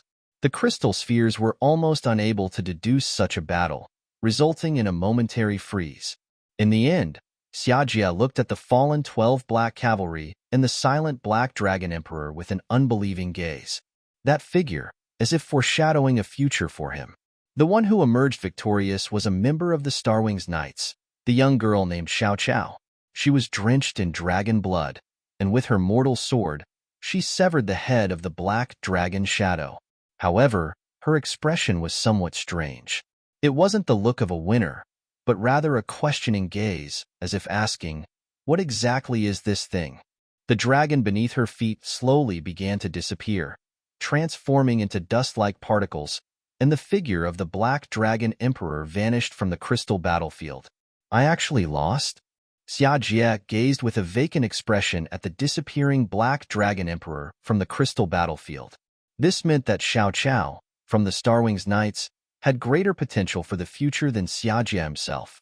Before coming to the White Lotus Sword domain, who would have known about the Starwings Knights? Wasn't it just a small group of girls that had been formed for only a few months? Although many talented young female swordsmen emerged and gradually entered the attention of the noble families, they were still just a small and newly formed group. The honorable crown prince of the Great Xia, the future emperor, lost to such a newcomer. This is outrageous. There must be something wrong, surely. Now, do you understand the rules? The voice of the twin witches echoed once again on the 8 floating islands. After 5 consecutive crystal ball duels, the 8 teams participating in the second stage of the White Lotus Secret Treasure finally realized the key to this trial: intelligence, wishes, imagination, creativity. If the first stage of the trial tested the present, then the second stage tested the future. And now, the test is over. The official battlefield begins. Only those who demonstrate the greatest potential are qualified to challenge the final level. The 8 teams were connected by 8 crystal balls at the same time. Beams of radiant light soared into the sky, guided by the crystal ball, signaling the heroes who volunteered themselves to join the battle in the crystal ball arena. Instead of playing one game after another, they now engaged in multiple simultaneous matches, selecting the strongest participants through a series of rounds.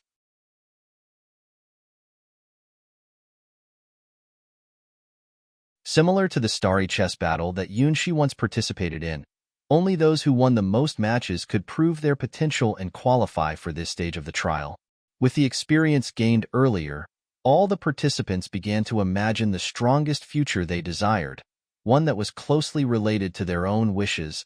For the majority of people, there was only one wish: to enter the White Lotus Secret Treasure realm, to become a stronger version of themselves. In response to their summons, the incarnation of their most familiar and powerful desire emerged, the embodiment of their strongest selves. "I wish to transform my sword into a spirit. I wish to transform myself into a spirit. Unite the sword and spirit, and forge my supreme sky sword." The princess of the Great Xia, Xia Ling, tightly grasped her twin dragon sword and imitated her brother, Xia Jie, as she imagined and created the strongest version of herself. Xia Jie created a future as the Black Dragon Emperor, so she also wanted to create her own future. She imagined becoming the Sky Sword. The Starwings Knights thought, interesting, so it's the power of wishes. The stronger the wish, the more powerful the vision of oneself becomes. But it doesn't mean that we have to fight alone, right? Hua Yu smiled as she watched Xiao Chao fully immersed in the battles, unable to break free. Her path was different from Xiao Chao's. Xiao Chao had already chosen its path, excelling in fighting alone and not needing anyone to protect its back, even on the battlefield. Charging forward, unstoppable, it relied solely on her own strength to conquer all supernatural beings. And she chose the path of a knight, because she preferred protecting important things together with everyone rather than fighting alone. May and the Star Wings Knights. Let's fight together. The Platinum Rose blossomed. I don't understand complicated things, as long as I become stronger. Yeah, and also, maybe I can be a little bit prettier and a little bit taller. Instead of thinking about fighting, Ling Ling seemed to be considering some secrets that she couldn't tell children. It was about improving a beverage that Yun she really liked. The future, my future, is right here. This night group won't be the same without me. After thoughtful consideration, Mei Lan chose a future that was more suited for books than swords. It's also time to make a choice. It felt like I could smell Daddy's scent. Mumu raised her little nose, looking left and right, with an excited expression on her face. Is this here? Or is it there? Those girls over there. Aren't they Zaka and her friends? Beams of light poured into the crystal ball, intertwining with the girl's thoughts. Different wishes, different futures, different paths. The second stage of the White Lotus secret treasure is a test and a choice.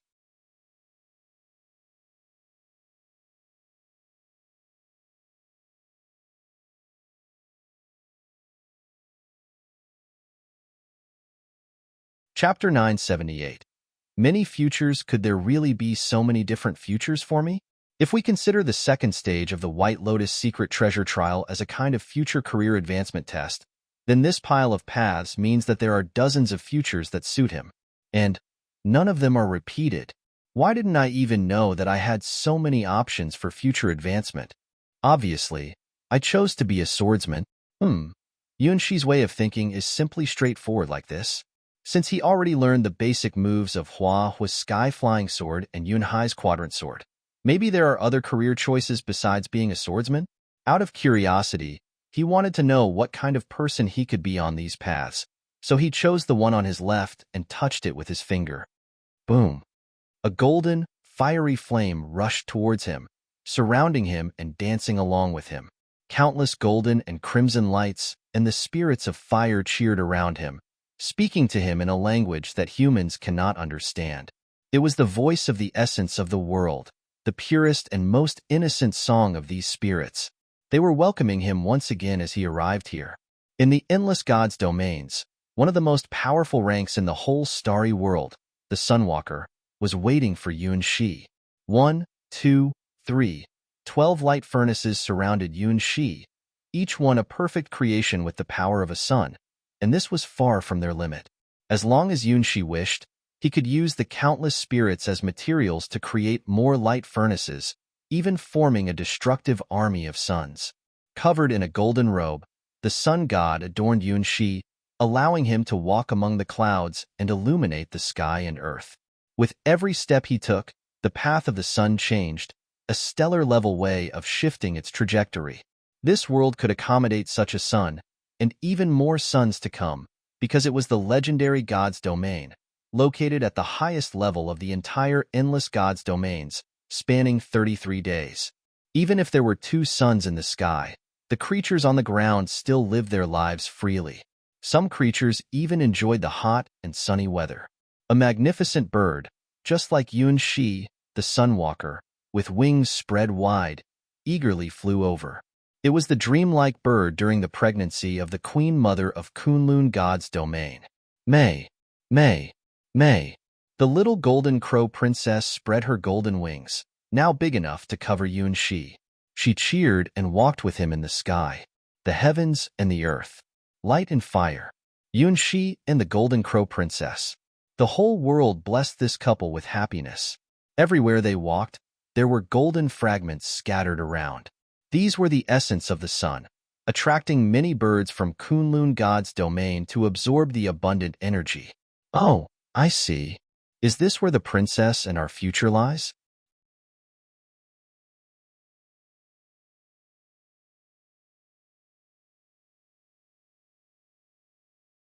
She could feel a connection between himself and the Golden Crow Princess, as if they shared the same bloodline. They both carried the scent of being sunwalkers. MMM. MMM. May, let's fly together. The Golden Crow Princess took Shi by the hand, and they soared above the 33 heavens. Whether it was a dream or something else, any dream they could have together was the best dream. What a beautiful world.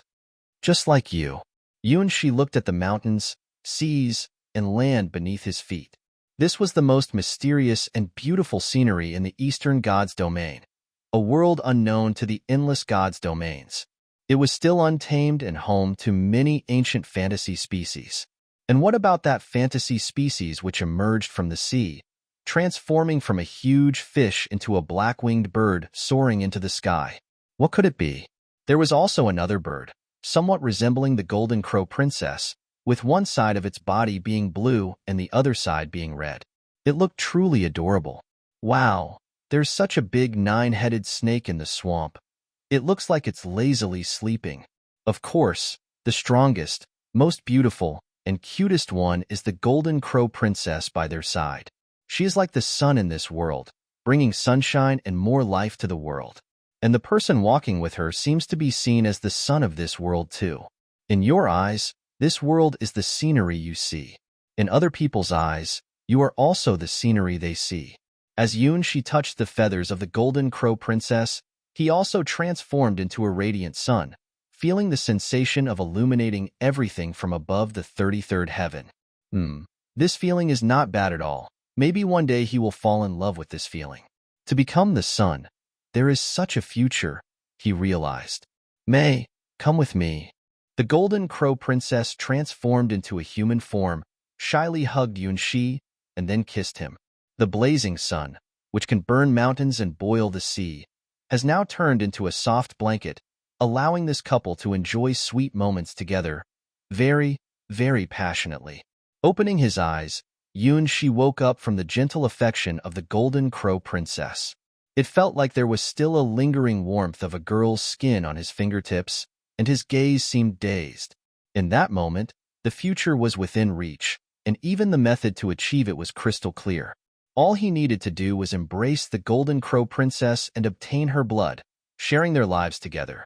Perhaps it was a special privilege as the bearer of the highest-level White Lotus secret treasure imprint, but the White Lotus secret treasure even clearly deduced the method to realize this future.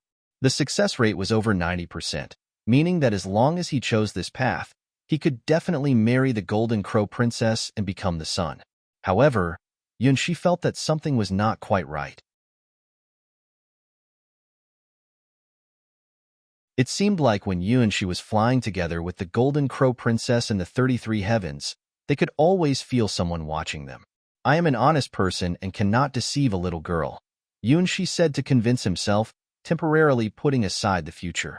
Even if he wanted to take action, the Golden Crow Princess was still inside the egg, and no one knew when she would be hatched by the Great Queen Mother of the West. This road represents the possibility of living and flying together with the Golden Crow Princess. So what about the other roads? Shi wondered, filled with curiosity, and decided to try another one. This time, in front of him, appeared an endless golden desert. The sand in the desert, every grain was almost transparent golden, like crushed fragments of crystal. Do you know the meaning of Sand of Time?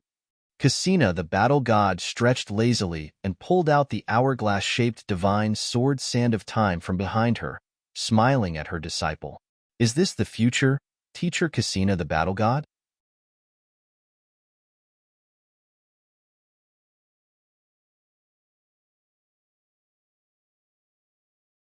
Chapter 979, Desert Romance, The True Power of Sand of Time? She looked around the vast golden desert with confusion. This kind of scenery doesn't exist in the real world. The sand, like crystal powder, gives off the scent of accumulated time. Countless golden grains of sand piled up, making the world resemble the dawn of a mythical era. From where Cassina the battle god and Shi stood, the entire world was filled with such scenery. What kind of swordsman do you think I am? Cassina the battle god smiled at Shi, sitting on a throne of sand with bare feet. Those incredibly long and beautiful legs, with their pale brown skin emitting a healthy and enticing color, just casually crossed together, made Yuan-Shi's breathing quicken and his heart beat faster. Teacher, are you a swordsman? Yuan-Shi has always been curious. His teacher, Cassina, is clearly the strongest champion of the Battle Gods Championship contest and recognized as the battle god of the endless gods' domains. So why has she never used her divine sword, the Sand of Time? Even when facing Shea Longness in battle, she has never drawn her sword from behind her back, instead relying on fists and kicks. Since becoming her disciple, Yuan-Shi has never learned anything related to swords from her. However, the mysteries of rigid body and flexible body, including the battle god seed planted in his own body, all carry Cassina the battle god's unique and powerful style. If it weren't for Cassina the battle god's reminder, Yuan-Shi would have forgotten that his teacher is indeed a swordsman and a legend at the pinnacle of swordsmanship in the Eastern God's domain and even the entire endless God's domains, the Sky Sword. The Sand of Time, the Sky Sword, Cassina, that is her title. Yes, I do practice swordsmanship, but it's probably not the kind of sword you imagine. As my disciple, you also need to understand what kind of sword I cultivate. Yuan-Shi perked up his ears. This was the secret that Cassina the battle god, his teacher in the battle god genre, had never touched in the real world. My divine sword, the Sand of Time, is an auxiliary sword. It is not a sword for direct combat. The true sword of the battle god genre is within ourselves.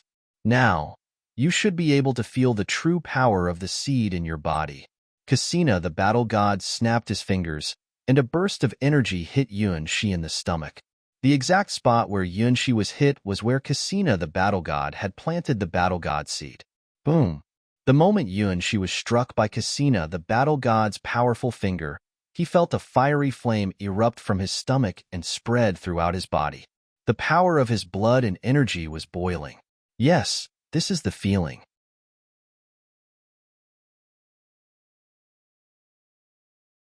He used the power of the battle god's seed for the first time, releasing all the built-up strength and energy in one powerful burst, giving him the feeling of overpowering the fallen king of the ancient dragon world. At that moment, he experienced the true dominance of a strong body and the agility of a flexible body for the first time.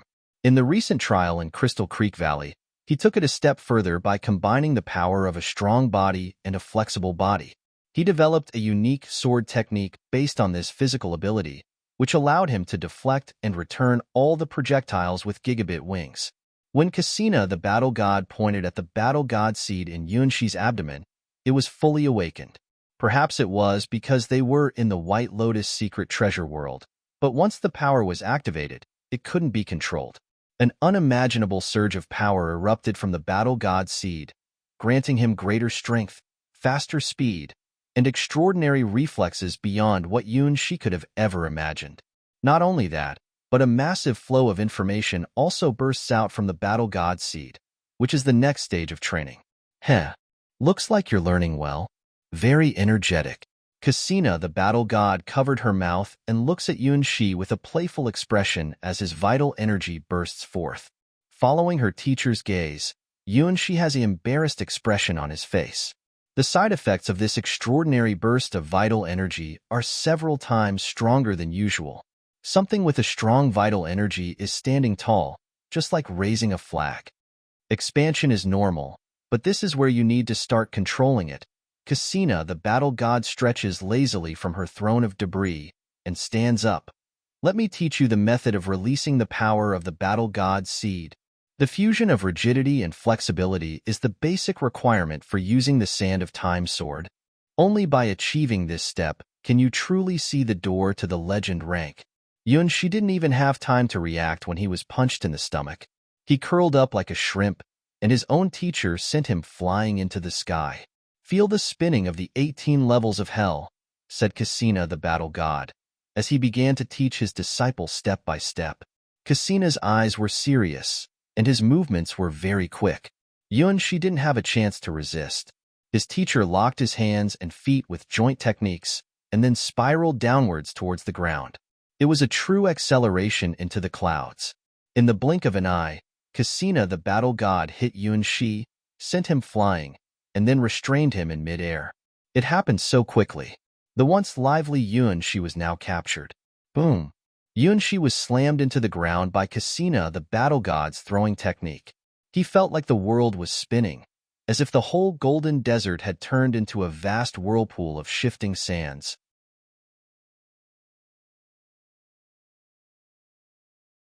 Look, this is how the river of time looks. No living creature can ever go back in time. What has happened has already happened, and what has ended has already ended. Even death is insignificant in the eternal river of time.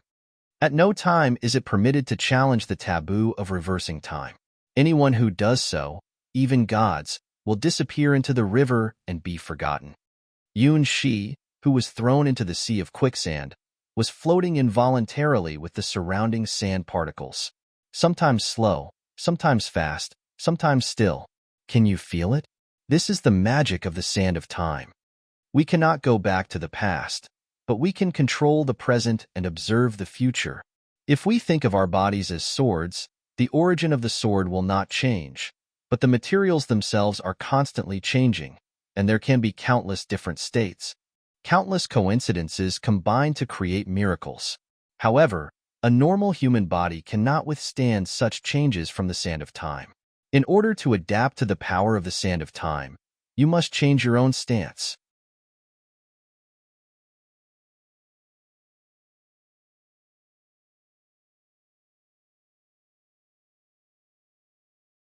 Chapter 980. Waiting for you to grow up, is this world the sand of time? Yuan Shi was washed and swept away by countless golden granules, rolling forward in a seemingly endless river. Every second, this river would fork into one branch after another. Every second, streams from unknown sources would converge into this river of time. The soft golden granules were not rough or prickly at all, and when they were washed away, it seemed that something inside the body also disappeared along with everything else. Suddenly, the river came to a halt. That was because a voice, a will, appeared. Time, stop. No one can truly stop the time of the world, but it is possible to do so within a certain area, within a very small range.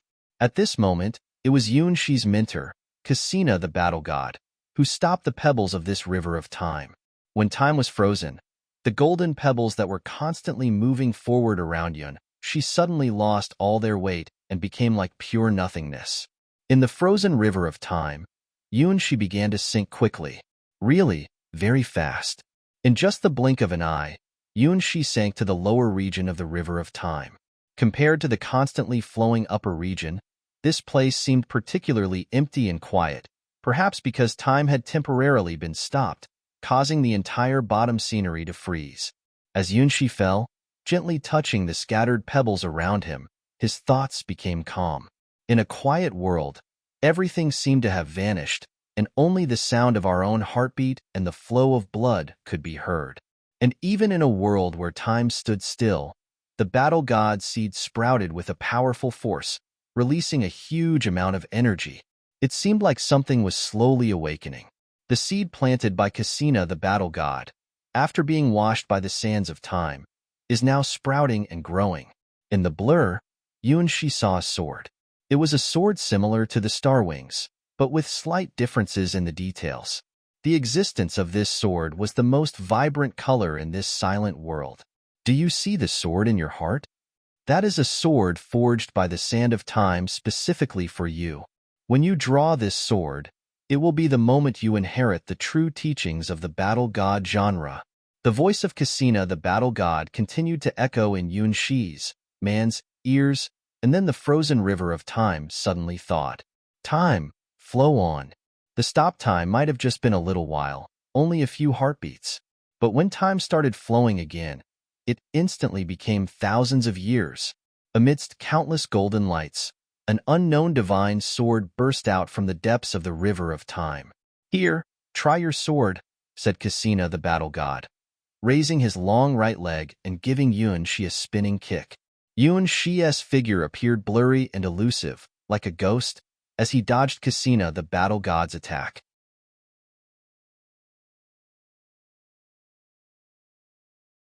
In this brief clash, which lasted thousands of times in the scale of time, the outcome would be like this if presented in a list. Cassina, the battle god, took the first strike, locked onto his opponent, activated his inescapable ability, and chose a future where he would definitely hit Yunshi. Yunshi launched a defensive counterattack, determining that this strike was inescapable within a certain range. He entered a brief, invincible state, nullifying the opponent's attack, and then counterattacked. Both sides constantly adjusted their strategies and techniques in different timescales. By the time they actually faced each other, they had already made thousands of choices, attacks, defenses, and counterattacks. Raising his right hand high and pressing his left hand on the ground, Yunshi directly imitated the technique of Cassina, the battle god, which he had only seen once before. The magnificence of sky dance, one of Cassina, the battle god's most advanced techniques, combines the power of humans and gods. Even the mighty Shea Longness, the sky sword, was forced to the ground by this move. This technique requires an extraordinary level of physical abilities. Back then, Yunshi had the support of the entire world's will as the water god, and with the blood blessing from Hydra, the water god, he barely reached the minimum requirements to use this move. Without the absolute advantage of the water god's world, and unable to enter Hydra's nine-tailed mode, Yunshi, even though he remembered this move perfectly, couldn't use it at all. Just like Yunhai's quadrant sword, the sky-flying sword is a move from the divine field. Watching her talented student, Cassina, the battle god, smiled with joy and took the exact same starting stance as Yunshi. At almost the same time, in the same position, they soared into the sky. Yunshi's right hand and Cassina, the battle god's right hand, both grabbed each other's shoulders. After countless choices in the river of time, this was the decision they made together. Unity of heaven and humanity, absorbing the energy of the heavens and earth, sealing the opponent's vitality. Even Shea Longness, with her godlike body, was once bound by this move and unable to move. Even Cassina, the battle god, was curious about the same move, the magnificence of Skydance, being used by both sides at the same time. What would be the result when they locked onto each other? Now, the answer had come. Unity of heaven and humanity against unity of heaven and humanity. The magnificence of Skydance against the magnificence of Skydance. Neither could overpower the other, because both had entered that state. The result of using this move was a beautiful dance together in the sky. Two graceful figures danced together in the sky, forming a bridge that connected the heavens and the earth. The powerful energy of the universe resonated between their bodies.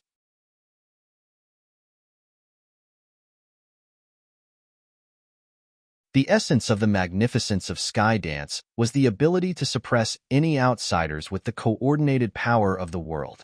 It represented the state of harmony between heaven and man. With the magnificence of Skydance, both sides entered a world where they could feel the resonance of the heavens and the earth and understand each other's essence. Even Cassina, the battle god himself, couldn't believe how wonderful this feeling was. Just the touch of their fingertips brought their minds together, like a seamless blend of water and milk. 1,000 years of time was not wasted. It was worth it to see you grow up, Cassina, the battle god, said, looking at the divine sword forged from the river of time and millennia, with satisfaction written all over his face. Teacher, it wasn't necessary to imprison me in the river of time for thousands of years, Yunshi said, with a headache, watching Cassina, the battle god, teach his disciple in an unconventional way. The way to forge the divine sword is indeed correct, and its power is truly astonishing. But what is the teaching method that requires you to wait for 1,000 years until you grow up to become the sword? Isn't it interesting to wait for the green fruit to ripen for 1,000 years and then enjoy it? Now, you can be considered a qualified heir of the battle god genre. I have been waiting for you to grow up. Cassina, the battle god, tilted his head, wearing an adorable expression of, "What's wrong with that?"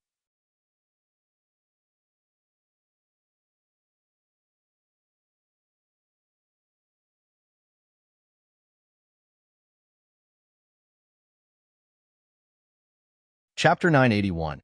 1,000 years later, after waiting for 1,000 years, she wanted to see how Yun she had grown. Teacher Cassina, is your sense of time a little off?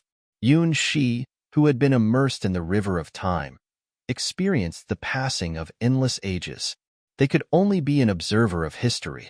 Those 1,000 years were truly 1,000 years, not a single year less. If the future shown by the White Lotus secret treasure is correct, once Yun Shi reaches hero ranked, teacher Cassina the battle god will capture them and throw them into the river of time. Some of Yun Shi's elder martial sisters are still lost in the river of time and haven't returned.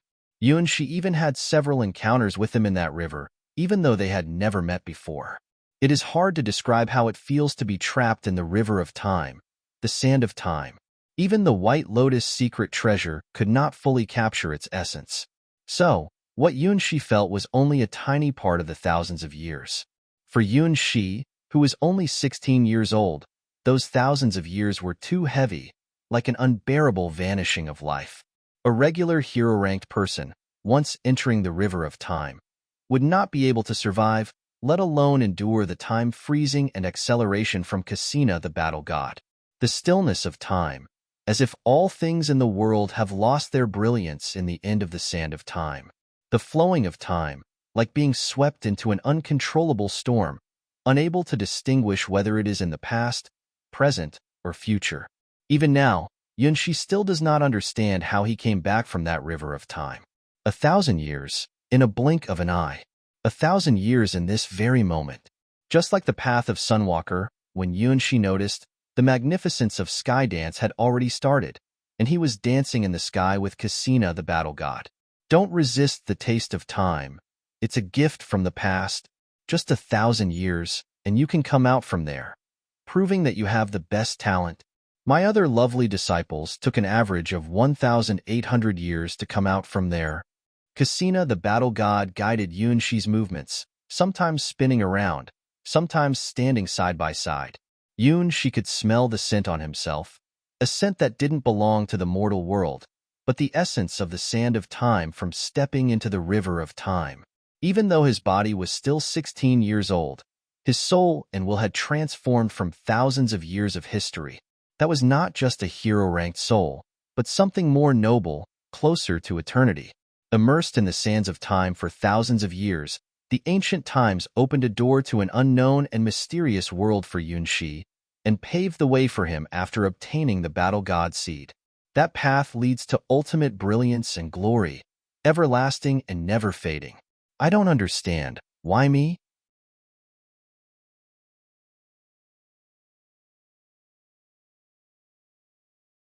Yun Shi always felt like he had experienced so much during those 1,000 years, but couldn't recall what exactly those things were. Vague memories, like a dream after 1,000 years, made the real world seem unfamiliar. Because it's you, that's why it works. I don't just choose anyone to be my disciple. Cassina, the battle god, leaned in close to Yun Shi's black hair, tying it into a big braid, an expression of satisfaction on his face. In this moment, Yun Shi shed all traces of a mortal, to the point where he couldn't even be described as human. This is exactly what Cassina the battle god aims for. Only those who can master both strength and flexibility are qualified to inherit the power of the battle god. The other disciples are still far behind in this aspect. They are taking a similar path as her at the beginning, pushing their flexibility to the limit and then discovering the secrets of strength. Eventually, they will achieve a balance between strength and flexibility. This is the biggest challenge in mastering the battle god genre, and Yun Shi, right from the beginning, has accomplished it. That is why she implanted the battle god's seed into his body without hesitation. After it sprouted, she threw him into the flowing river of time, the sand of time. 1,000 years, so long. Yun Shi's gaze became distant. His path is completely different from that of Sunwalker. He has only experienced a glimpse of it during the deduction in the White Lotus secret treasure, but he noticed a significant change in his aura. Is the person he is now the same as the person he was before entering the river of time? At this moment, the power surging within him is almost as strong as Cassina the battle god's power. But where did it come from? In the river of time, over thousands of years, what did he see and encounter to master such astounding power? He not only mastered Cassina the battle god seed, but also Hua was the sky-flying sword, and even the most difficult Yunhai's quadrant sword. Besides the unpredictable star wings, with the advantage of 1,000 years of time, he has almost perfected all the abilities he can cultivate. After 1,000 years, he has become so powerful that he easily surpassed the legend rank. However, he doesn't understand the true power of his legend rank. The River of Time, like the ultimate shortcut, allowed him to possess the power that would belong to him in 1,000 years. But it also caused him to lose many things. In those vanished thousands of years, what did he gain and what did he lose? Not understanding, Yunshi was only 16 years old, and 1,000 years seemed too long for him. Most hero-ranked beings could never live for 1,000 years, which meant that if he were thrown into the River of Time and came back, everything he was familiar with could be gone.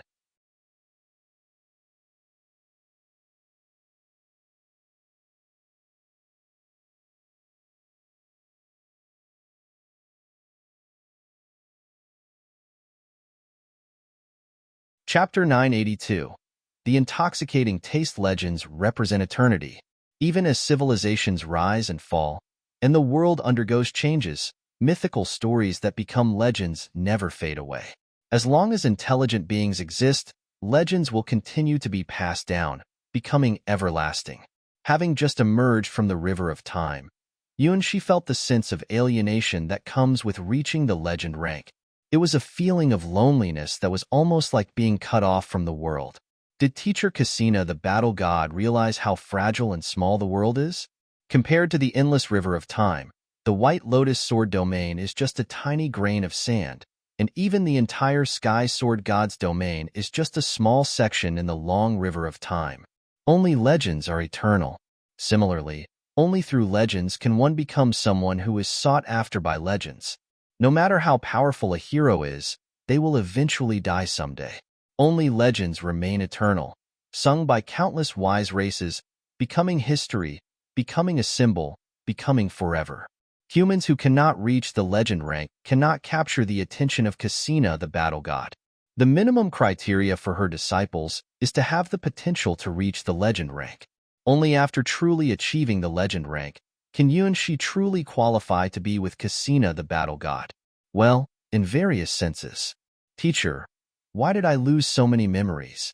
Yunshi had a faint mist in his eyes, as forgotten memories from thousands of years ago started to resurface. He couldn't remember, even though there was something very important, but he couldn't recall it anymore. Forgetting is the right thing to do. Even gods have moments when they want to forget. Not being able to forget is the greatest sorrow. We actually can't forget. You've just lost your way temporarily in the River of Time, forgetting the direction to move forward, but that doesn't matter.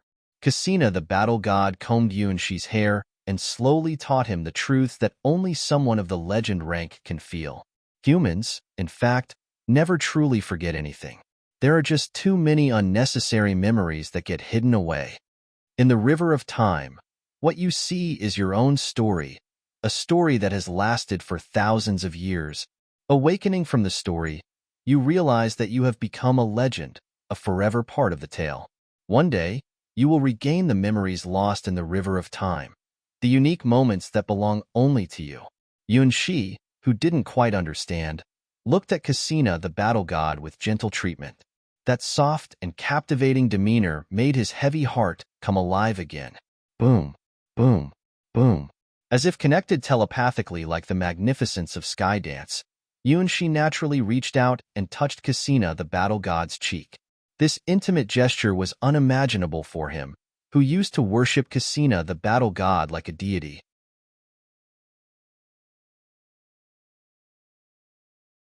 Humans cannot touch divine beings, even if they are right in front of you, within reach. In Yunshi's eyes, Cassina, the battle god, was like a powerful deity, always above him. Even in the moments when they practiced the basic moves of the battle god genre and their skin touched, it felt incredibly distant from him.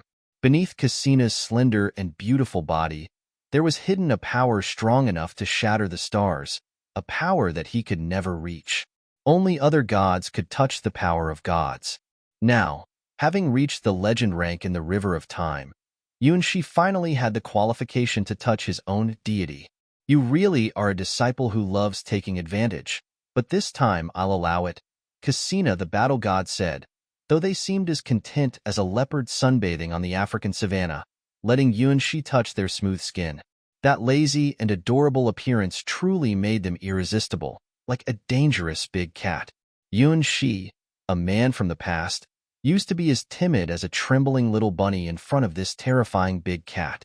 But now, he has evolved into a fierce member of the cat family. It should be fine to be a little affectionate with him. The scent on his fingertips was filled with vibrant vitality that even the sands of time couldn't erode. The infinite power was unimaginable without personal contact. For a moment, Yuanxi, feeling a bit proud and satisfied, suddenly realized the great difference between the two sides. Even though both are fierce members of the cat family, if Cassina the battle god, his own teacher, is the lazy sunbathing leopard, then Yuanxi is only at the level of a British short-hair cat. The difference is so immense when it comes to the cat family.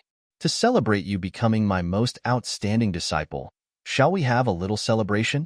Cassina the battle god let Yuanxi touch his body and looked at him with a smirk. Hydra told me that you have good wine here.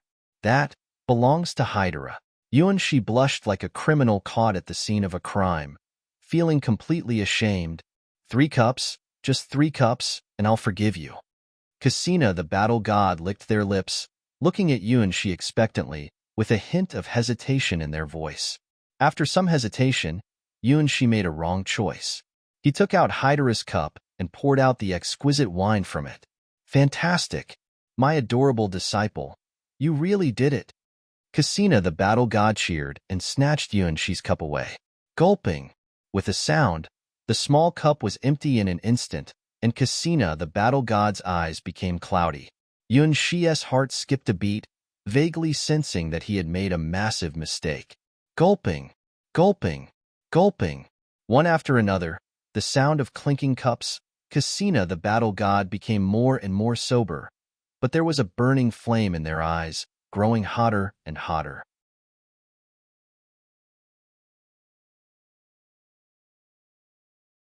She looked at Yuanxi's eyes, dangerous, very dangerous, like a leopard basking in the sun on the African savanna, looking at a harmless little rabbit.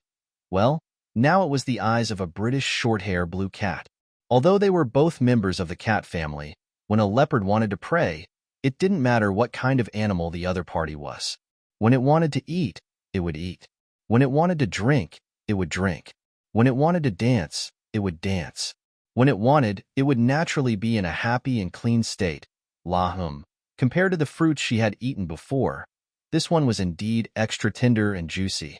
It was truly a perfect example of her careful cultivation, from being green and immature to mature. Teacher Cassina. Before Yuanxi could finish speaking, his lips were sealed by something hot and soft. The scent of Hydra's divine wine slowly spread, from the lips to the chest, and then throughout the body. That was the taste belonging to Cassina the battle god.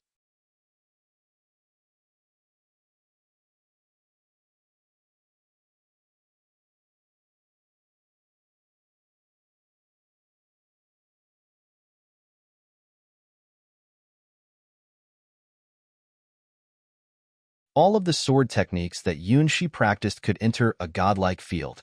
He mastered the divine technique called the magnificence of sky dance. Finally, he could spend time with his own teacher Cassina the battle god in a hot and exciting way. No matter how he thought about it, it was a future close to perfection, planned by his teacher Cassina the battle god, becoming the true successor of the battle god genre. However, the cost he had to pay made Yuanxi hesitate. Thousands of years, for someone who was only 16 years old, were really too heavy. Even until now, he still remembered the vague and deep sadness he felt after leaving the river of time. The passage of thousands of years, even if it was just a simulation of the White Lotus' secret treasure, made Yuanxi feel the sorrow of time passing by swiftly. It was a sense of age and experience etched into his soul. Before entering the river of time, he, in his current stage, felt lost and anxious, with the dreams of 16-year-old Yuanxi. After leaving the river of time, he became more mature than his present self, but also more melancholic. If it wasn't for this price, how good would it be? Getting something always means losing something. The principle of equal exchange always applies. Yunshi saw his future self, thousands of years from now, but that self felt unfamiliar and left him at a loss.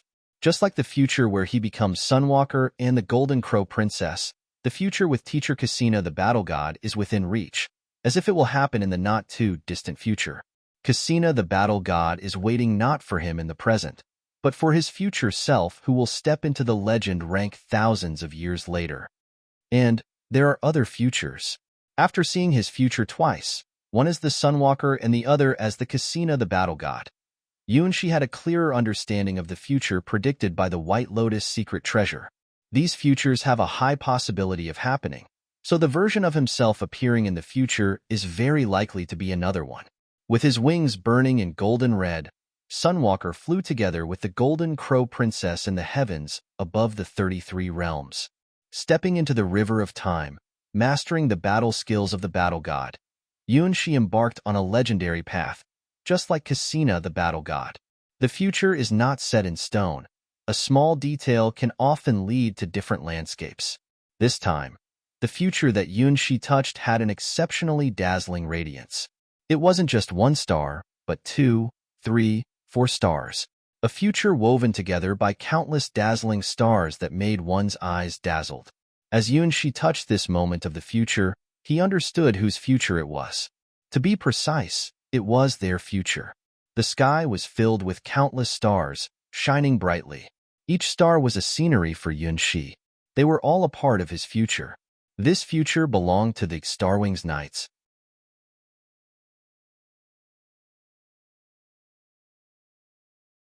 May, what are you daydreaming about? Huayu, wearing platinum rose armor, holding a sacred cross-shaped shield, and wearing a crown on her forehead, looked at Yunshi with a confused expression. Behind her, a platinum rose flag adorned with the Starwings emblem was fluttering in the wind. Beside the two of them, there was an army of over 3,000 people. The leader of the Starwings Knights, Huayu, the vice leader, Xiao Chao, the secretary, Ling Ling, the treasurer, Mei Lan, along with the members of the Knight and Magic Squad, Robin, Mumu, and Yunshi, were all gathered together. Not only that, but there were also many faces that Yunshi didn't recognize. Those creatures with long, pointed ears are the superior race from the faraway western god's domain, the fairy race.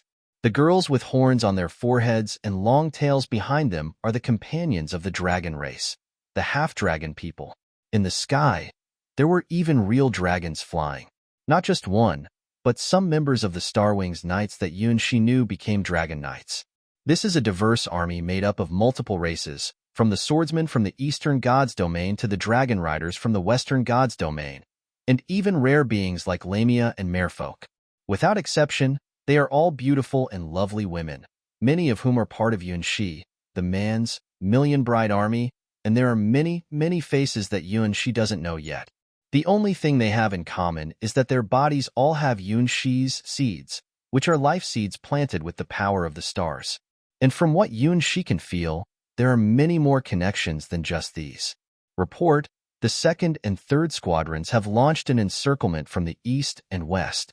Report, the 7th Aerial Magic Knight Squadron, Gigabit Wings, has shot down the enemy's Air Combat Corps.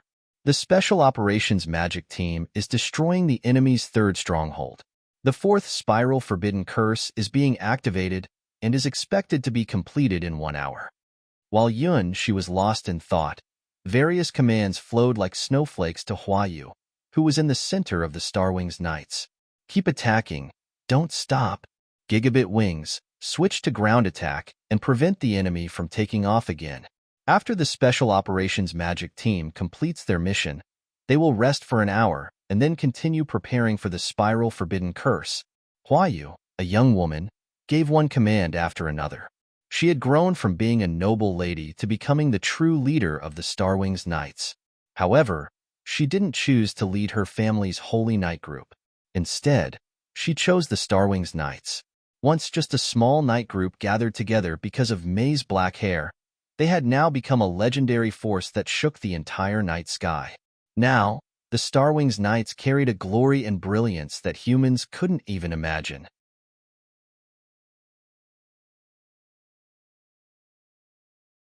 They were currently fighting against a terrifying army that made the entire Endless Gods domains tremble.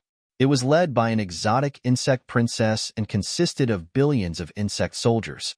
Wherever their insect wings flew, everything turned into food. Plants, animals, and even entire planets.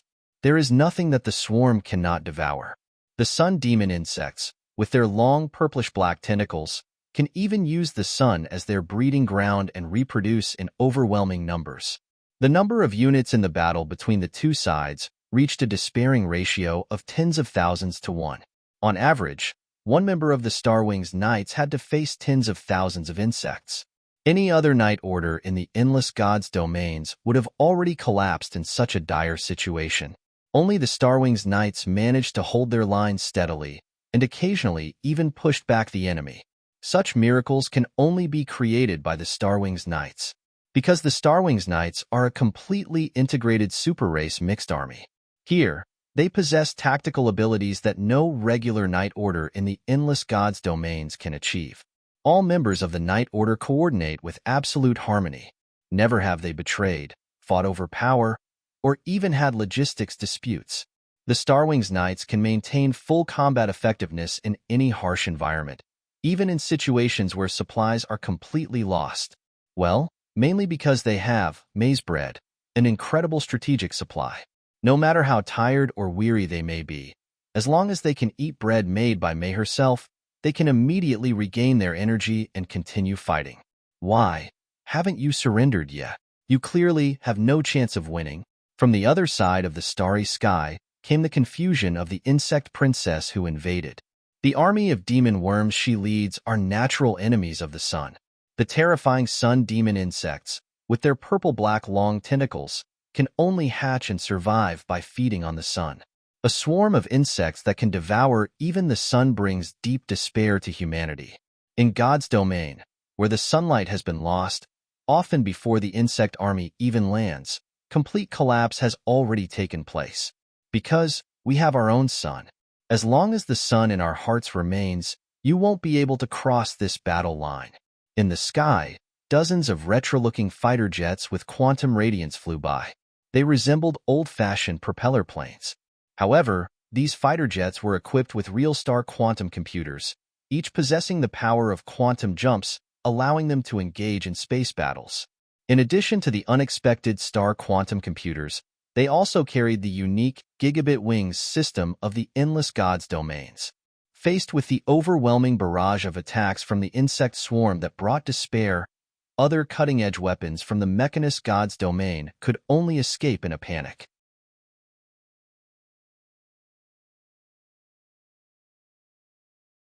These fighter jets, on the other hand, would always charge forward fearlessly, enduring the despair-inducing multiple barrage attacks. Next, it was a glorious moment for gigabit wings. No matter how many bullets were fired at them, these planes would absorb them all and then return them. The swarms of insects that were destroyed by their own bullets would even drop countless gems, just like the scenery you and she saw in Crystal Creek Valley. Why? Won't you become mine? Resisting is meaningless. The will of the insect princess cannot be defied. More and more dense swarms of insects fly from the other side of the starry sky, crossing the vastness of space, launching fearless attacks on the Endless Gods domains. Even though the Starwings Knights obliterate wave after wave of insect armies, there will always be more swarms coming to replenish the front lines. This is the great terror of conquering the stars, the power of the insect princess that makes the Endless Gods domains tremble. Each insect princess, who embarks on a journey to conquer the stars with their own independent swarms, is a nightmare for beings with endless wisdom. Those creatures with long purple-black tentacles, carrying incomplete light furnaces in their bodies, are some of the most terrifying ultimate warriors in the universe, capable of destroying entire worlds. What's even scarier is that these terrifying warriors can be mass-produced. All they need is a suitable sun as an incubator, and the number of sun demon insects can be counted in hundreds or thousands. When they gather together and release beams of sunlight, They can even turn a planet into dust in an instant. As such demon worms. A bead of sweat dripped down Yunshi's forehead. No matter how you looked at it, those demon worms seemed to have some inexplicable connection to him. Even the voice of the insect princess, which came from the distant stars, had a sense of familiarity.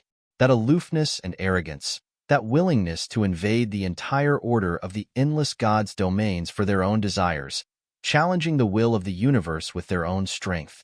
It must be a mistake. He has never encountered such a scary insect princess before.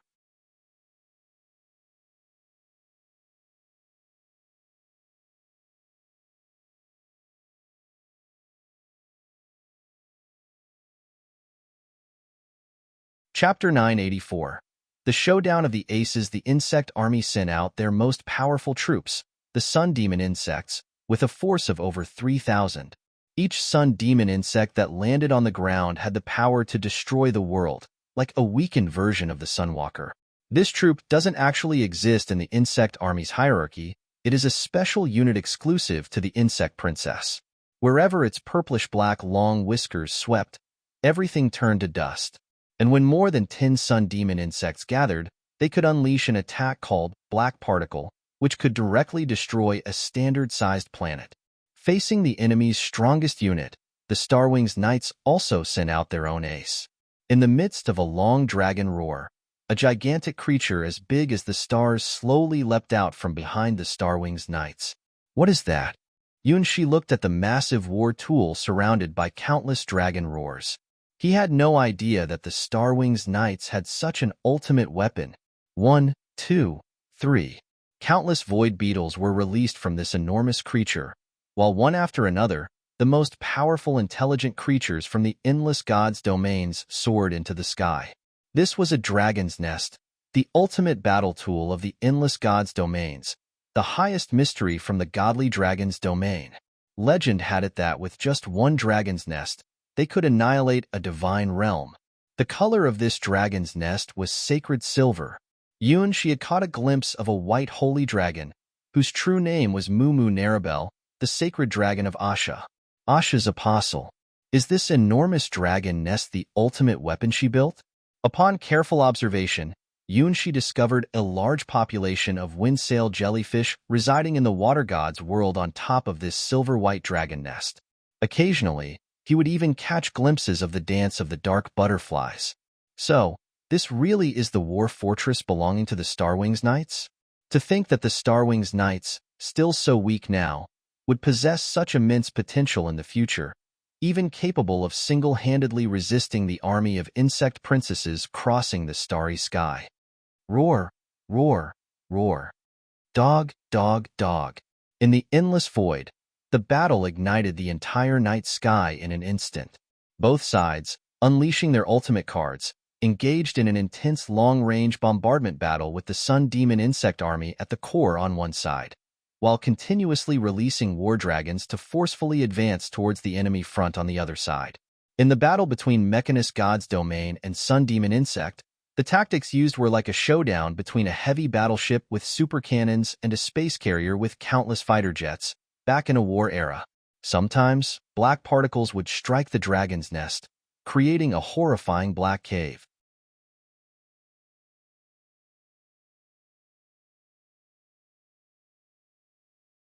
Other times, a fast-moving white dragon would dive into the camp of the sun demon insects and unleash waves of dragon roars, crushing the insects into dust. The dragon's nest itself had a terrifying ability to heal, thanks to the hard work of the jellyfish-like creatures called wind sailors. The wounds caused by the attacks would quickly be repaired. The sun demon insects were fearless insect soldiers who were willing to risk their lives.